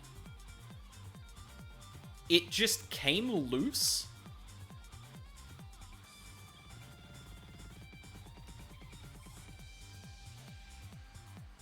Thus, the culprit was forced to leave two key pieces of evidence: the fabric and the inner tube. They couldn't retrieve the evidence because of the rule against swimming at nighttime. And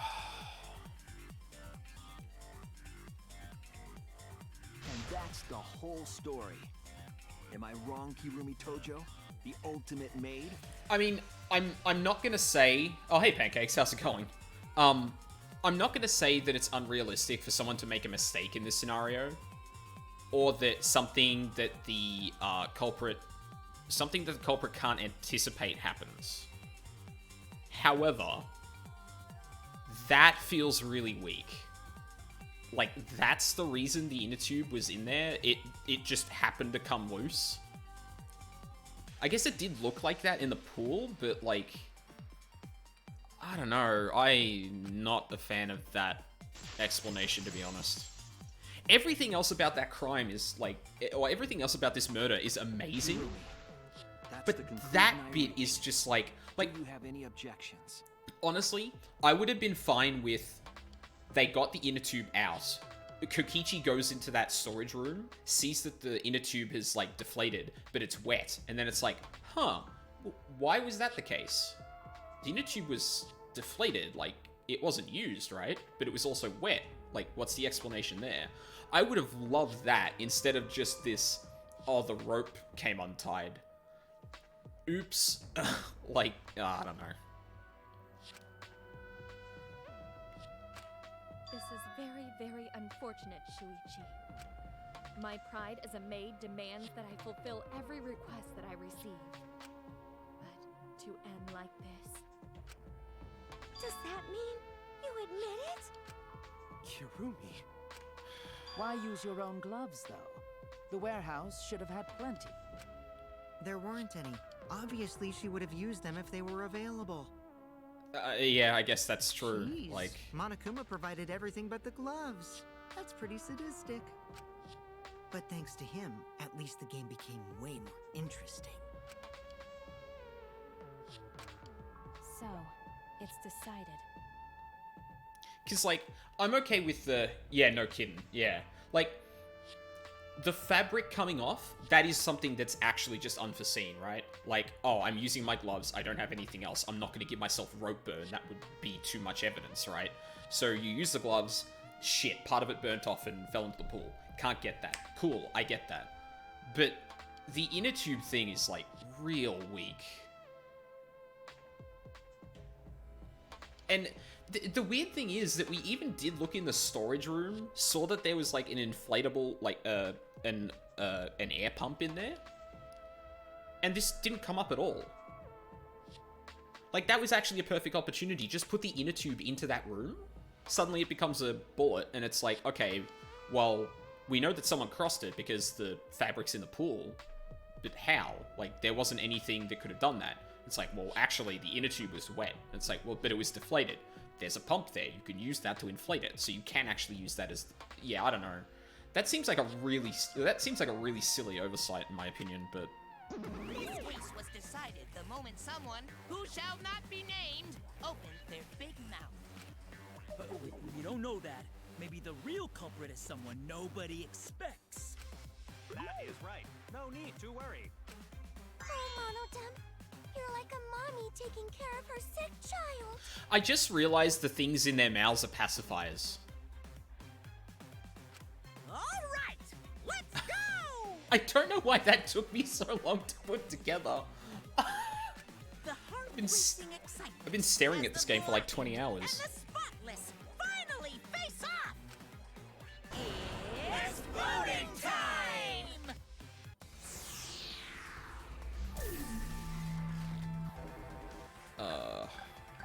Yeah, it's Kirumi.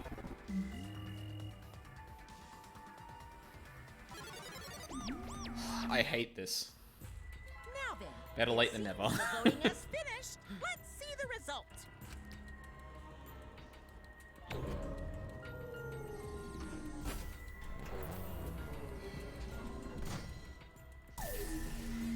Who does Kirumi vote for in this situation? One vote for Shuichi? Who'll be chosen as the blackened? Who? Will you make the right Whomst? choice? Who's voted for fucking Shuichi? And for what reason? Like, I almost don't believe that's Kirumi that voted that way. I mean, she's not going to vote for herself, but, like, why Shuichi? You could have voted for Kokichi and that would have made more sense, but...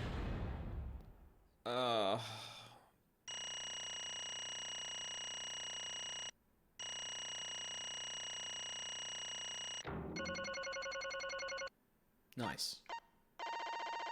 A on everything. Oh, yeah. No back routes, though, because I don't know where the fuck those would be. Oh my! You all voted correctly. What an unexpected and unpredictable outcome. The guilty who killed Ryoma Hoshi is Kirumi Tojo, the ultimate maid. Yay, bravo, bravo. Oh, because we got it right. Right, that makes sense. Goodness. Phew! Thank goodness we managed to get through the class trial again. You gotta be kidding me! There's nothing good about this at all. Why? Why did it have to be Kirumi? Yeah. Truly, this result was unexpected. Wait. How can we be so calm about it? No but way. Gonta no can believe it. Kirumi was so helpful for everyone. Same Kirumi is also culprit? Yeah. Why? What is going on here?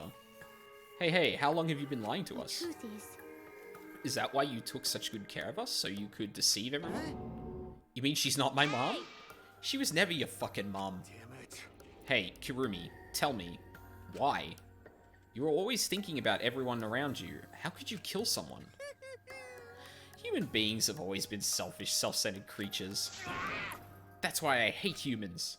They burn down the forests we call home. They pollute the rivers we drink from. I'll never forgive humans. No way! But is that really a reason to destroy them? Some humans are really nice. Shut up! Enough with the commentary already. Say, Well, Kirumi, were your feelings towards us simply another falsehood? No, it can't be. Say it ain't so.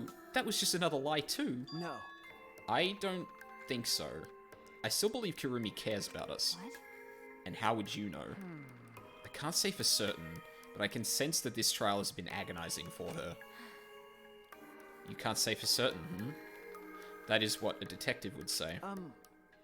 Kirumi, are you upset because of the people important to you?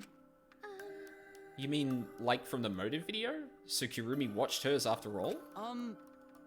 Earlier, Kirumi mentioned that she had accepted a request. Perhaps that request came from someone important in her motive video. Okay, phrasing. Also, I didn't consider that. Because, like, one of the reasons I wasn't thinking of Kirumi as the culprit was because if you ask her to do a request, she will do that, right?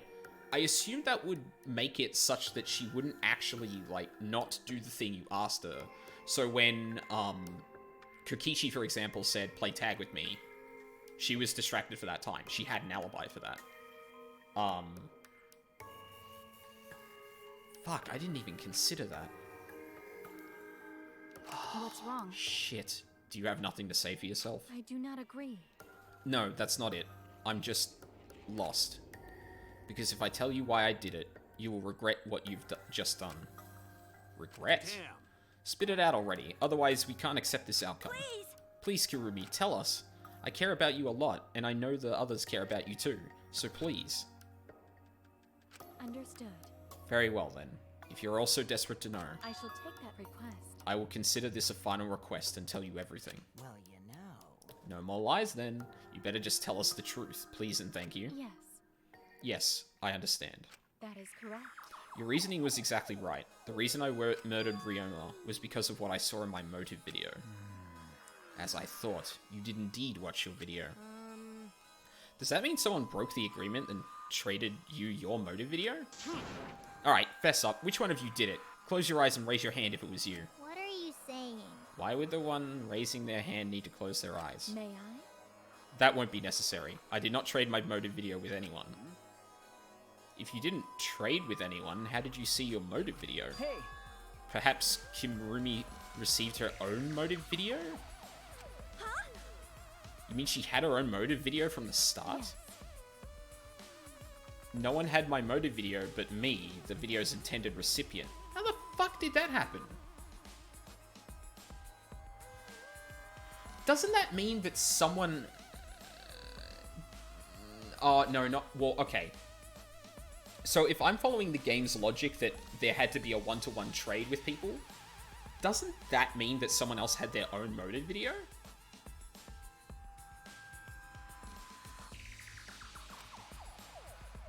I have no idea why. What the fuck's going on? That's not possible. Monokuma, what the hell's going on? Huh? You know, I meant to bring this up earlier because it's been bugging me for a while. All this talk about videos being switched, what does that mean exactly? Yeah, don't play dumb. You're the one who switched up all the motive videos. No, I didn't. Huh? Oh! Was I not supposed to ask that? Did you cubs screw up again? Huh? Not supposed to. Dumbass! It's all Monophane's fault. She passed them out without checking the names. What? I didn't know. Monotaro should have checked the names too. Wait a minute, I don't even remember passing out any videos. It was my fault. Yeah? What? I'm sorry. I apologize. I should have been more careful. No, Monodam. It's not your fault. Okay. It's all our fault. I'm sorry too. Ah, it seems I misunderstood. I completely forgot that the plan all along was to redistribute the videos. Hey, It's not your fault at all, kids. It's not... It's my fault for forgetting. I feel like this is being said through gritted teeth, and this isn't being communicated. Thank goodness. What the hell is this mushy crap? Mushy feel-good crap. You stupid. You're all idiots. I'm through getting along with you dummy bears. Uh-oh. Well now. I'm sorry to cause so much trouble. Please continue your boring conversation. I see. I see. The Monocubs merely distribute the motive videos at random. Yeah, like... Doesn't that mean that, like, one of the assumptions we made during the case, where someone had to have the other person's video and vice versa is false. Receiving my own video was nothing more than bad luck. Oh, I see. So just watching it without knowing why it was given to you? Hey! Well, so you just watched it. What was in your video? What's wrong? Well, you promised to tell us everything. Yes. I will tell you the truth in its entirety, but I doubt that everyone will believe it. So, If that's the case, why don't we all watch the motive video together? That's right. Yes, that would be much better. Let's hurry before Daddy gets bored again. How thorough of you. Yet, I suppose it is better this way. Perhaps the truth will be easier to believe if you witness it with your own eyes. After Kurumi had spoken, the Monocubs began playing the video. all right! Back by popular demand, it's time for the motive video! Who's the most important person in your life? And now, without further ado, Kirumi Tojo, the ultimate maid. With clients in politics and finance, this elite maid is renowned for completing any request. One fateful day, she was suddenly summoned by one of her most influential clients, the Prime Minister. The Prime Minister had a request of utmost importance. What the fuck is going on? He requested that she use her talent as the ultimate maid to serve her country. He asked Kirumi to Make this country great again. and transferred all his authority to her. That's gonna be a yikes from me. No one suspected that the Prime Minister's new secretary was secretly running the country. And over time, she became the de facto Prime Minister. Only Kirumi could save the country from impending doom. Yes, the future of the country rests entirely on her capable shoulders. But Kirumi is up to the task, for she only accepts requests that only she can fulfill. She is driven by the belief that her citizens are the most important people in her life. Oh, and while we're on the subject of those important people, an unfortunate event will soon befall those vermin and sheeple. What event, you ask? It's a secret. Find out for yourself.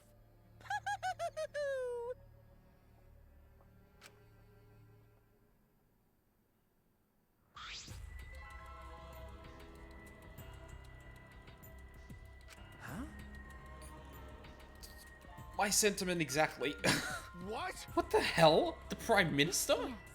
Everything you just saw is true, though I only remembered it upon watching that video. Remembered? Wait! Please, hold on. That video is true? That's ridiculous. There's no way Kurumi's the real Prime Minister. Do not agree. No, it's the truth. I am Kurumi Tojo, the ultimate maid, and the most important people to me This is my selfless devotion. are the citizens of this country. I was called upon to lift the country out of a dire situation. I swore to serve and help all its citizens.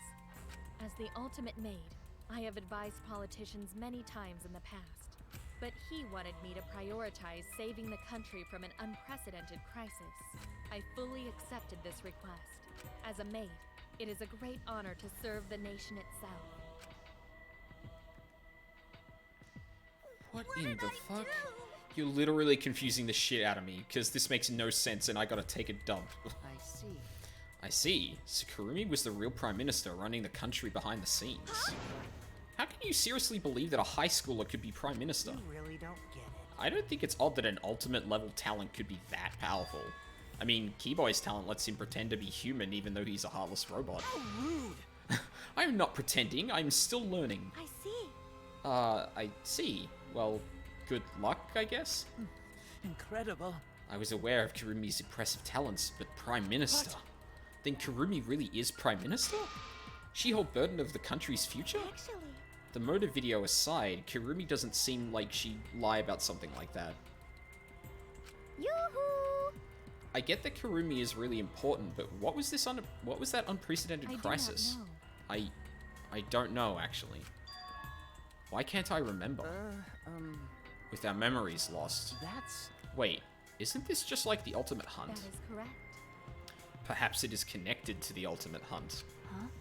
The Ultimate Hunt is connected to this unprecedented crisis facing the nation?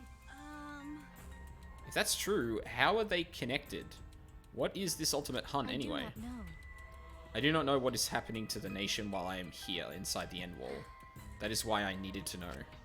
I needed to know that the most important people in my life were safe. This is my selfless devotion. Because I am duty and honor bound to protect every citizen of this nation. My apologies. That is why I needed to escape. If so... So you weighed our lives against the lives of everyone else in the nation. But if those are the options, of course you'd pick everyone outside, right? There's just too many lives at stake out there. And we just stopped Kurumi from doing that because we selfishly wanted to live. I don't like that. What should we do? Did we just make a terrible mistake? If everyone outside dies because Kurumi is dead... Why? Doesn't that mean we pretty much destroyed the country? What did we do? Wait! Say, what's Monokuma planning to do with the rest of humanity? You know how many people live in this country? Like 100 million, easy.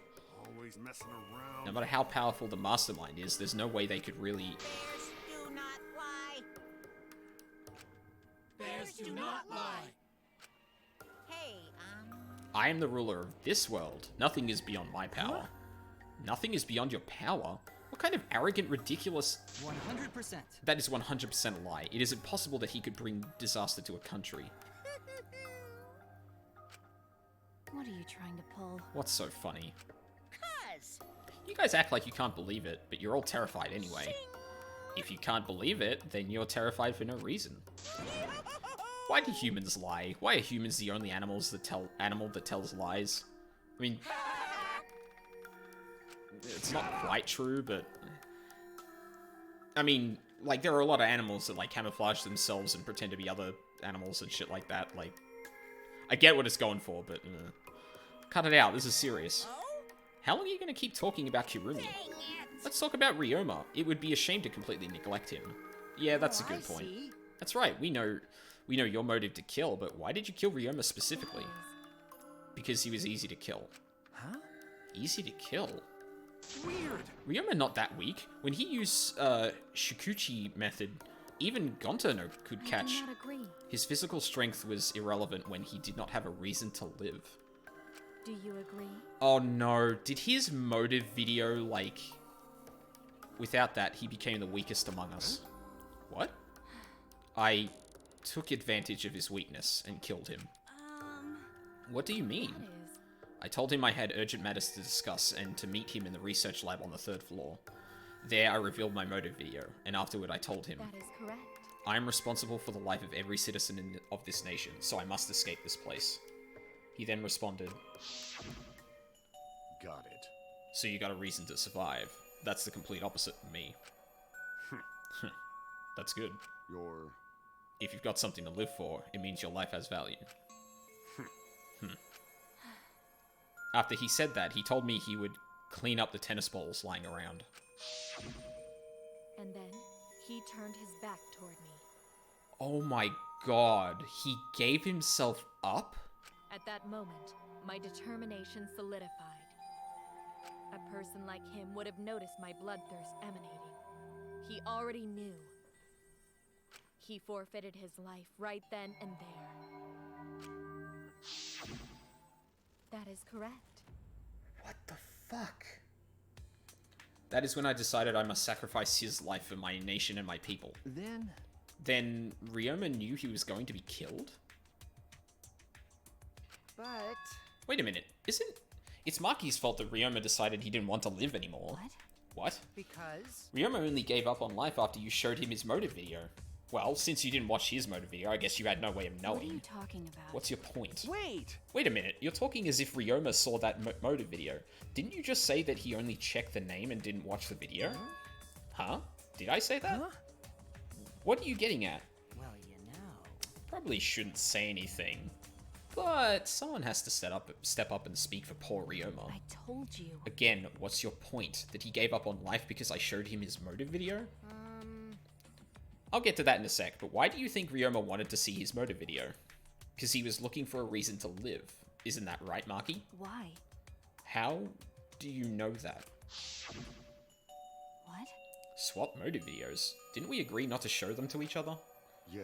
Yeah, I remember. Because once you watch them, you've got a motive to kill. But if it shows someone important to me, I'd like to see that. Hey. Any idea who'd be in the video? No. I don't. That's why I want to see it. Once I know I've got someone important to me, I'll have a reason to live. Jeez. If I've got a reason to live, then I've got a reason to escape here with you guys. Oh no. In other words. That video might just give me a motive to live. Please. Fuck. That's true. You're right. He was looking for a reason to live. Well, you know. Which means you shouldn't have shown him his motive video in the first place. Hey! What do you mean? What did his video show? Nothing. His motive was empty. Huh? Empty? Okie dokie. Oh, we're up next. Let's give it a watch, shall we? All right, back by popular demand, it's time for the motive video. Who's the most important person in your life? And now, without further ado, this message is for Ryoma Hoshi, the ultimate tennis pro. Unfortunately, there is no one in the world who is important to you. I'm so sorry. Really, I am. You have my deepest sympathies.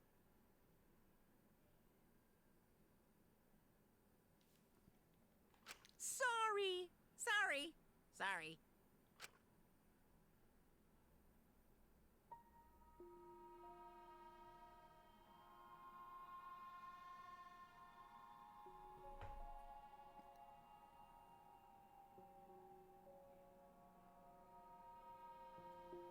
No one. No one was important to him? Always messing around. That's what he was shown? If he saw something like that...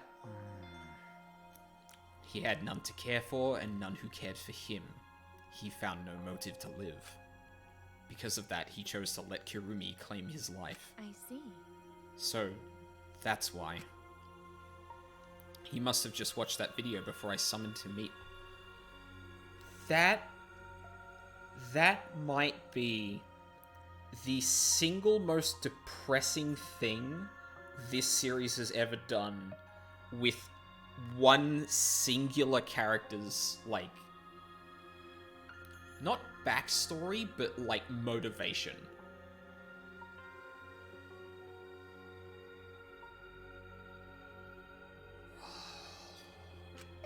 It can't be. He just gave up then? Damn. To hell with that. That damn moron. But It's bad to have no reason to live, but it's also bad to have too many reasons to live. because That's why you did such a terrible thing, right, Kirumi? For too many reasons? You are free to judge me for killing Ryoma. I would bear that burden of being seen as evil for the sake of my nation and its people. For everyone. Because that is what it means to serve with selfless devotion. That's why I needed to survive. Sacrificing you all meant saving the lives of men, women, children, and elderly. My apologies. I wanted to live. Kirumi? Monokuma. Gonta have question. You need something? Oh? What is it? Hey, Can Gonta be guilty instead of Kirumi? What the f- Gonta. Gonta not smart boy, but even Gonta understand what everyone is saying. Kirumi should live, not Gonta. World needs her. I was thinking the same thing. I don't want to die, but Kirumi's life is way more valuable than mine. Kirumi's got the lives of hundreds of millions of people on her shoulders, right? Unfortunately. Logically, Kirumi's survival would result in fewer casualties than our collective survival would. Jeez. Maybe it would have been better if we'd gotten the wrong culprit. Or the culprit wrong. What do you mean? Oh, man. If Kirumi survives, then the nation's future will be secure. Then, what was the point of me doing all this? Why did I reveal the truth? What if I... Hang on. Wait a minute, why didn't that have Shuichi as... That's weird. Why did I reveal the truth? What have I done? Was I wrong? I shouldn't have... Shuichi! What kind of face is that, Shuichi? If you're my sidekick, then suck it up. Huh? What? Hey! That goes for all of you. To hell with all this value of life shit. Alright! Life's not just some thing. You can't trade it and put a price on it. Kaito. Listen up. And your life doesn't just belong to you. It's for your parents, your grandparents, your friends, even your neighbors. I mean... It's not something you can just decide to throw away on your own. Don't worry about So it. he didn't do the wrong thing. Life's purpose is to be lived. As long as you stay alive, anything's possible. You can even go to the stars. Of course. So I'm just gonna go ahead and say it. I want to live. I haven't even traveled to space yet. There's no way in hell I'm gonna die here. The idiot's talking again. But he's right. I mean, you're right too. He is an idiot, but he's right. So divine! Yep, he's an damned idiot. I don't know why, but idiots always fill me with inspiration. Shut up! Hey, shut up! I told you to stop calling me an idiot. But... Maybe his stupid speech is just what we need to hear. Kirumi certainly looks shaken by it. Huh? Shaken? Because? Do you really think someone as desperate to live as Kirumi would give up so easily? Of course not. In fact, she probably still hasn't given up even now. She was hoping that learning the truth would make one of us volunteer to die in her place. That's probably not wrong either. Huh? What? But... But Monokuma would never allow a guilty to escape punishment. So maybe she wanted everyone to rebel, so she could use that as cover to escape on her own. How about it, Kirumi? Am I close? You are the most detestable cretin I've ever met. You knew exactly what I would attempt, yet allowed me to explain anyway. Wait, what? What he just said was true? You tried to trick Gonta? Tried to trick everyone? Really? Seriously? You backstabbing cunt. Cut it out. Enough. She was trying to stay alive in her own way. Nobody can blame her for that. That is correct. That's right. I must survive. Fucking Kokichi's creepy shit-eating grin behind us. Or behind her. Because I carry the weight of an entire nation on my shoulders. I would not have killed Ryoma if I was so easily deterred. This request will not be fulfilled until I have brought joy to every citizen of this nation. You must live. So no matter what, I cannot die. That is why I killed Ryoma. Even now, I refuse to give up. Huh? Kirumi? I see. You still refuse to give up? So what do you intend to do? You must live. I intend to live. I must survive, no matter what it takes. If I must debase myself, so be it. I would drink filth and eat carrion to survive. I will survive! She screamed, and she started running. Oh my god. I couldn't believe what I was seeing. It was a completely undignified exit. I have to escape. I won't die here.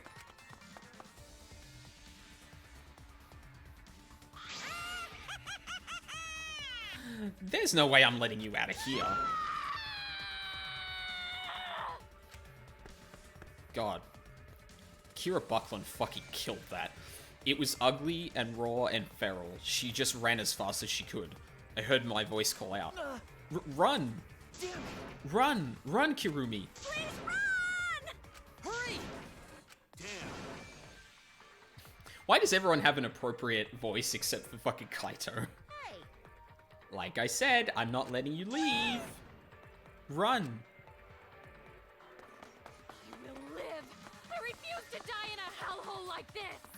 Now then, I've prepared a special punishment for Kirumi Tojo, the ultimate maid. For my nation. For my people. Let's give it everything we've got. It's punishment time! I will not die! Oh my god, that's like... This is like Trigger, like Killer Kill or Gurren Lagann going insane or powering up. That's fucking... I almost want her to get out of here now.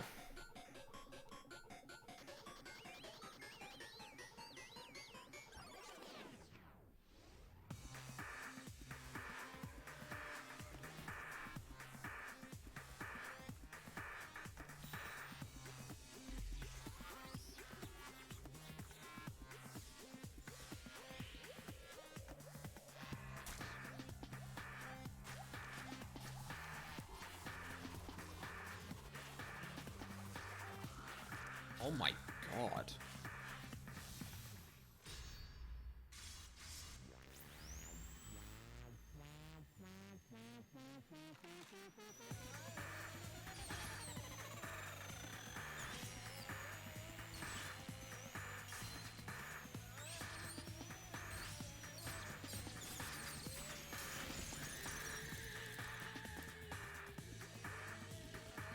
Is she gonna do it?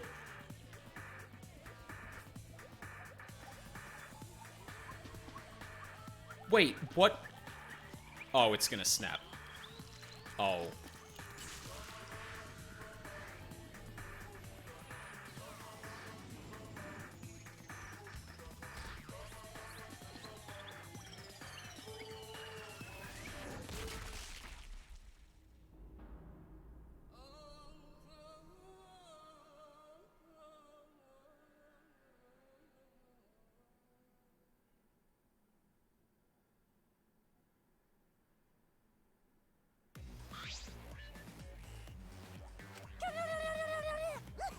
Really? Why, Monodam? Why did you kill Monosuke? Oh, now he's vomiting too. If you need to vomit, let it out. You will feel much better afterward. Monosuke, he was no different from Mono Kid. He was getting in the way of us getting along. We don't need him. Yeah? Don't need him. Let's get along. We few remaining Mono Cubs must get along. We are all friends. No matter what, we must always get along. Not even Father can stop us from getting along. I will not forgive that. Not if he knows what is good for him. What? Huh? Eh? Wonderful. This academy belongs to us. The age of the Mono Cubs begins now.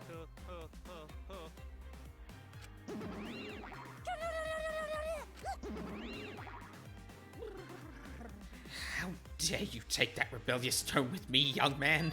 That's nice. And yet this angsty attitude of yours is just so cute. They're so It's so cute how your little crew has shrunk by one member. Yup, shrunk. You're not getting any larger, you know. They're so freaking cute. All this cuteness makes me feel like I'm about to sneeze. What the fuck? How horrible!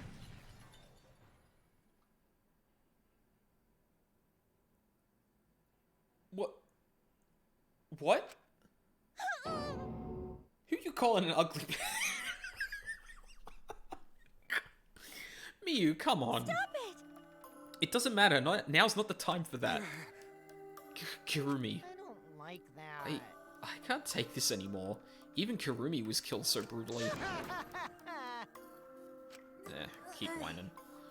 Am I gonna end up like that too? I'll protect you. I won't let that happen, Himiko. I'll protect you no matter what. I'll protect you no matter what. But I don't want to do this anymore either. Please, let's just stop this killing game. I don't care if we stay trapped here forever. Come on! Oh, isn't that what Atua said? As Atua says so. All desires, even your desire to escape this place, can corrupt you beyond redemption. I mean, that is what you said, Angie, but you're also a cult leader, so... No, we don't want that. Go away. It's Monokuma who is corrupt. He is the one who distributed the motive videos. I see, yes. Those videos were more dangerous than we thought, to have driven Kurumi that far. That's true. What worries me is, as long as we're trapped here, we don't know what's true or false. Okay. That must be why Kurumi did not want to show the videos. She thought that if everyone felt the same murderous rage that she did, this killing game would be pure chaos. She wanted to stop it. Hey. If that's the case, then we really shouldn't show our videos to each other.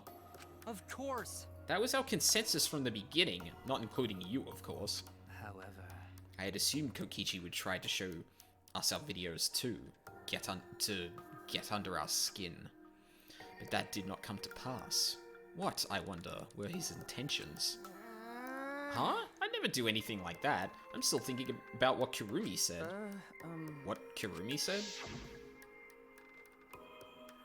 Everything you just saw is true, though I only remembered it upon watching that video. That's... What she said earlier, correct? Huh? Huh? What about it? She said she remembered, and it didn't sound like a lie either. See? Maybe that video had the properties of a flashback light, if it made her remember. What? Huh? The properties of a flashback light? Okay. Still, how could Kirumi remember something she never should have forgotten? Serving the entire nation seems too important for her to just forget. Yeah, that's true. Does that mean we have motives to kill that we'll remember by watching our videos? And if that's the case, maybe it's for the best that we don't watch the videos. As long as we don't see the videos, we won't know our motives. Okay. Yeah, now I'm convinced it's probably for the best. Even though this is the exact opposite of the whole reaching out for the truth thing that this is going for, like not turning away from it. Which seems a bit backwards, but maybe this is a low point where everyone's like, okay, no, we're all agreeing, fuck the truth, let's just not remember, because that's easier. Those motive videos would mess us up. It's better if we just believe in each other. That's right, it's best that we not remember our motives for everyone's sake. Dear. Hearing you speak of everyone's sake is the least believable lie I've ever heard. That's so mean. I've heard yet. Lie I've heard yet. How rude. I'm always doing stuff for everyone's sake. It's a lie. I'm sure you won't believe me when I say stuff like that, so I'll just keep lying. But maybe seeing Kurumi's final moments has made me change my views. Because... She tried to escape until the very end. Running away to live might not be a bad idea. You're right. Maybe. Maybe the facing the truth isn't enough. That's right. Yeah, true. It's okay. I'm glad they are literally touching on that. It's okay to run sometimes. You just gotta win in the end. That's all you gotta do.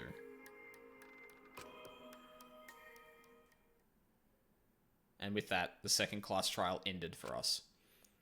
A Pyrrhic victory. We had still lost a friend. What is the end Kaito spoke of? And how do we reach it? I don't know. I still don't know.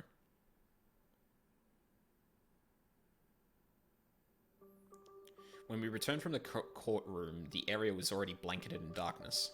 For now. For now, we should rest. To me, that seems like the most rational course of action. You're right. Yeah, my brain's out of juice from going full throttle all day. Why, you? I know that feeling. Like you even have a brain to use. I won't forgive you. Anyway, this killing game is over. I won't allow it to go It'll on. be okay. It'll be fine. As long as we listen to our tour, we'll all be just fine. What's wrong? What's wrong, Gonta? Why are you staring up at the sky? It's just, even when all this bad stuff happens, stars are always so pretty. But stars here different. Not the same ones Gonta used to. Huh. Different? Do you mean the position of the stars? Yeah, Gonta looking, but no can find star he remembers. Why? But why? Were we taken somewhere far away? Far away? Hey, so... Huh.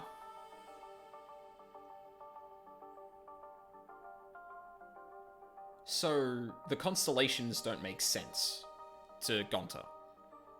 The ones he remembers, which I'm assuming at this point is Japan, because we've like pretty solidly established that like everyone's saying country, our country and shit like that. So I assume this is probably the case, but hey, let's all head back already. I'm wiped out.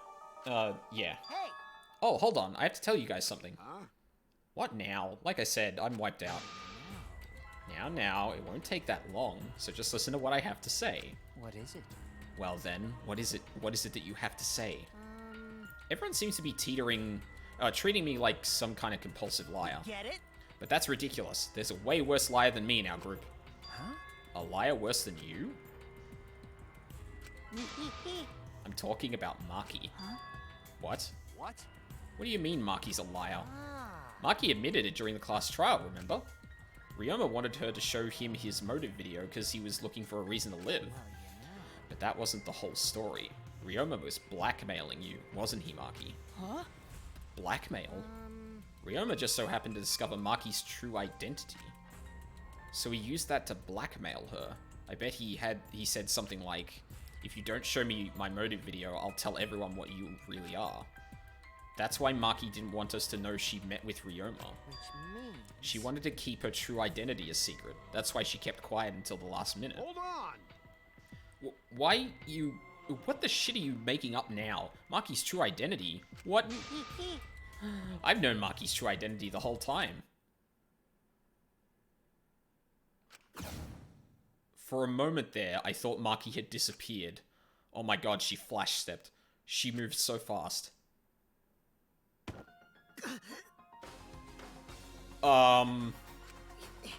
You know, this is an interesting turn of events. Would you really kill me in front of everyone? Hey, Maki, what the hell's going on? Yeah, you can probably snap my neck like a twig right now, but that's not your style. You would rather kill from the shadows, right, Miss Ultimate Assassin?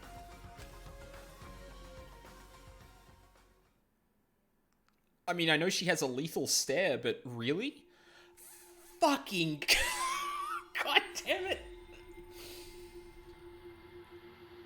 Oh, of course it stops there. Like, Maki is clearly, like, a lot more of a, what's the phrase? Much more of an intense character than Ultimate Caregiver.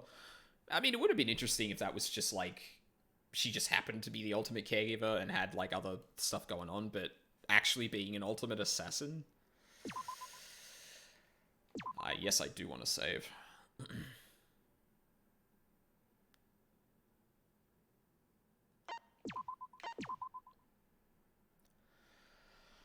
Well, that's going to be it for me. Almost streamed 6 hours.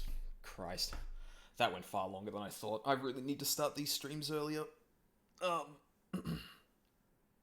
Yeah, damn. I can't believe that was Kurumi. Well, I mean, I can believe it after being presented with it, but damn. I really like that chapter. But there was the weird bit at the end where, like, okay, so Kirumi being motivated by protecting, like, a shit ton of people, right? Like, a country is a good, like, just, like, throwaway is to throw around a number of how many people she's devoted to, right? Like, that is a really interesting concept. It's like, I serve everyone, but there are a lot more people that I serve that I have. Well, there's groups of people that I serve, and if two groups cannot live, right? So I have a group of people around me, and then the rest of a country, for example. Her being like, well, obviously I have to serve the greater good. The more people I can serve, you know, like that kind of motivation makes sense. There's this like weird tinge of nationalism thrown in there because there's a lot of focus on my country and shit like that, and also like the throwaway fucking Trump imitation, which was, I mean, I'm not a fan. I don't know, like, because Kirumi's ideal gets refuted. Because, I mean, the idea is that, like, okay, well, it's better for us to die in place of the rest of the country, because that's a lot more people. And Kaito rightly calls out that, like, I mean, the value of life isn't that interchangeable like that. And having those two ideals actually clash would have been interesting, but obviously this happens after the, trial, so it doesn't really come up much.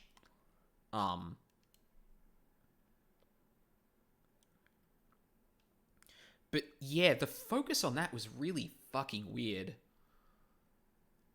Like, I would have, like, that character is, like, fantastic, top to bottom. Besides that, like, yeah, that really weird focus on, like, the country specifically. I don't know. Like, maybe it's just to keep the number in mind, but, like, my people, like, serving my nation and my people, like, you could have just said my people. Like, that would have been enough. I don't know why it keeps bringing up, yeah, I don't know. Maybe I've just become too jaded over the last couple of years, but yeah, fuck. Well, there go two of my favorite characters as well. Fuck. Damn.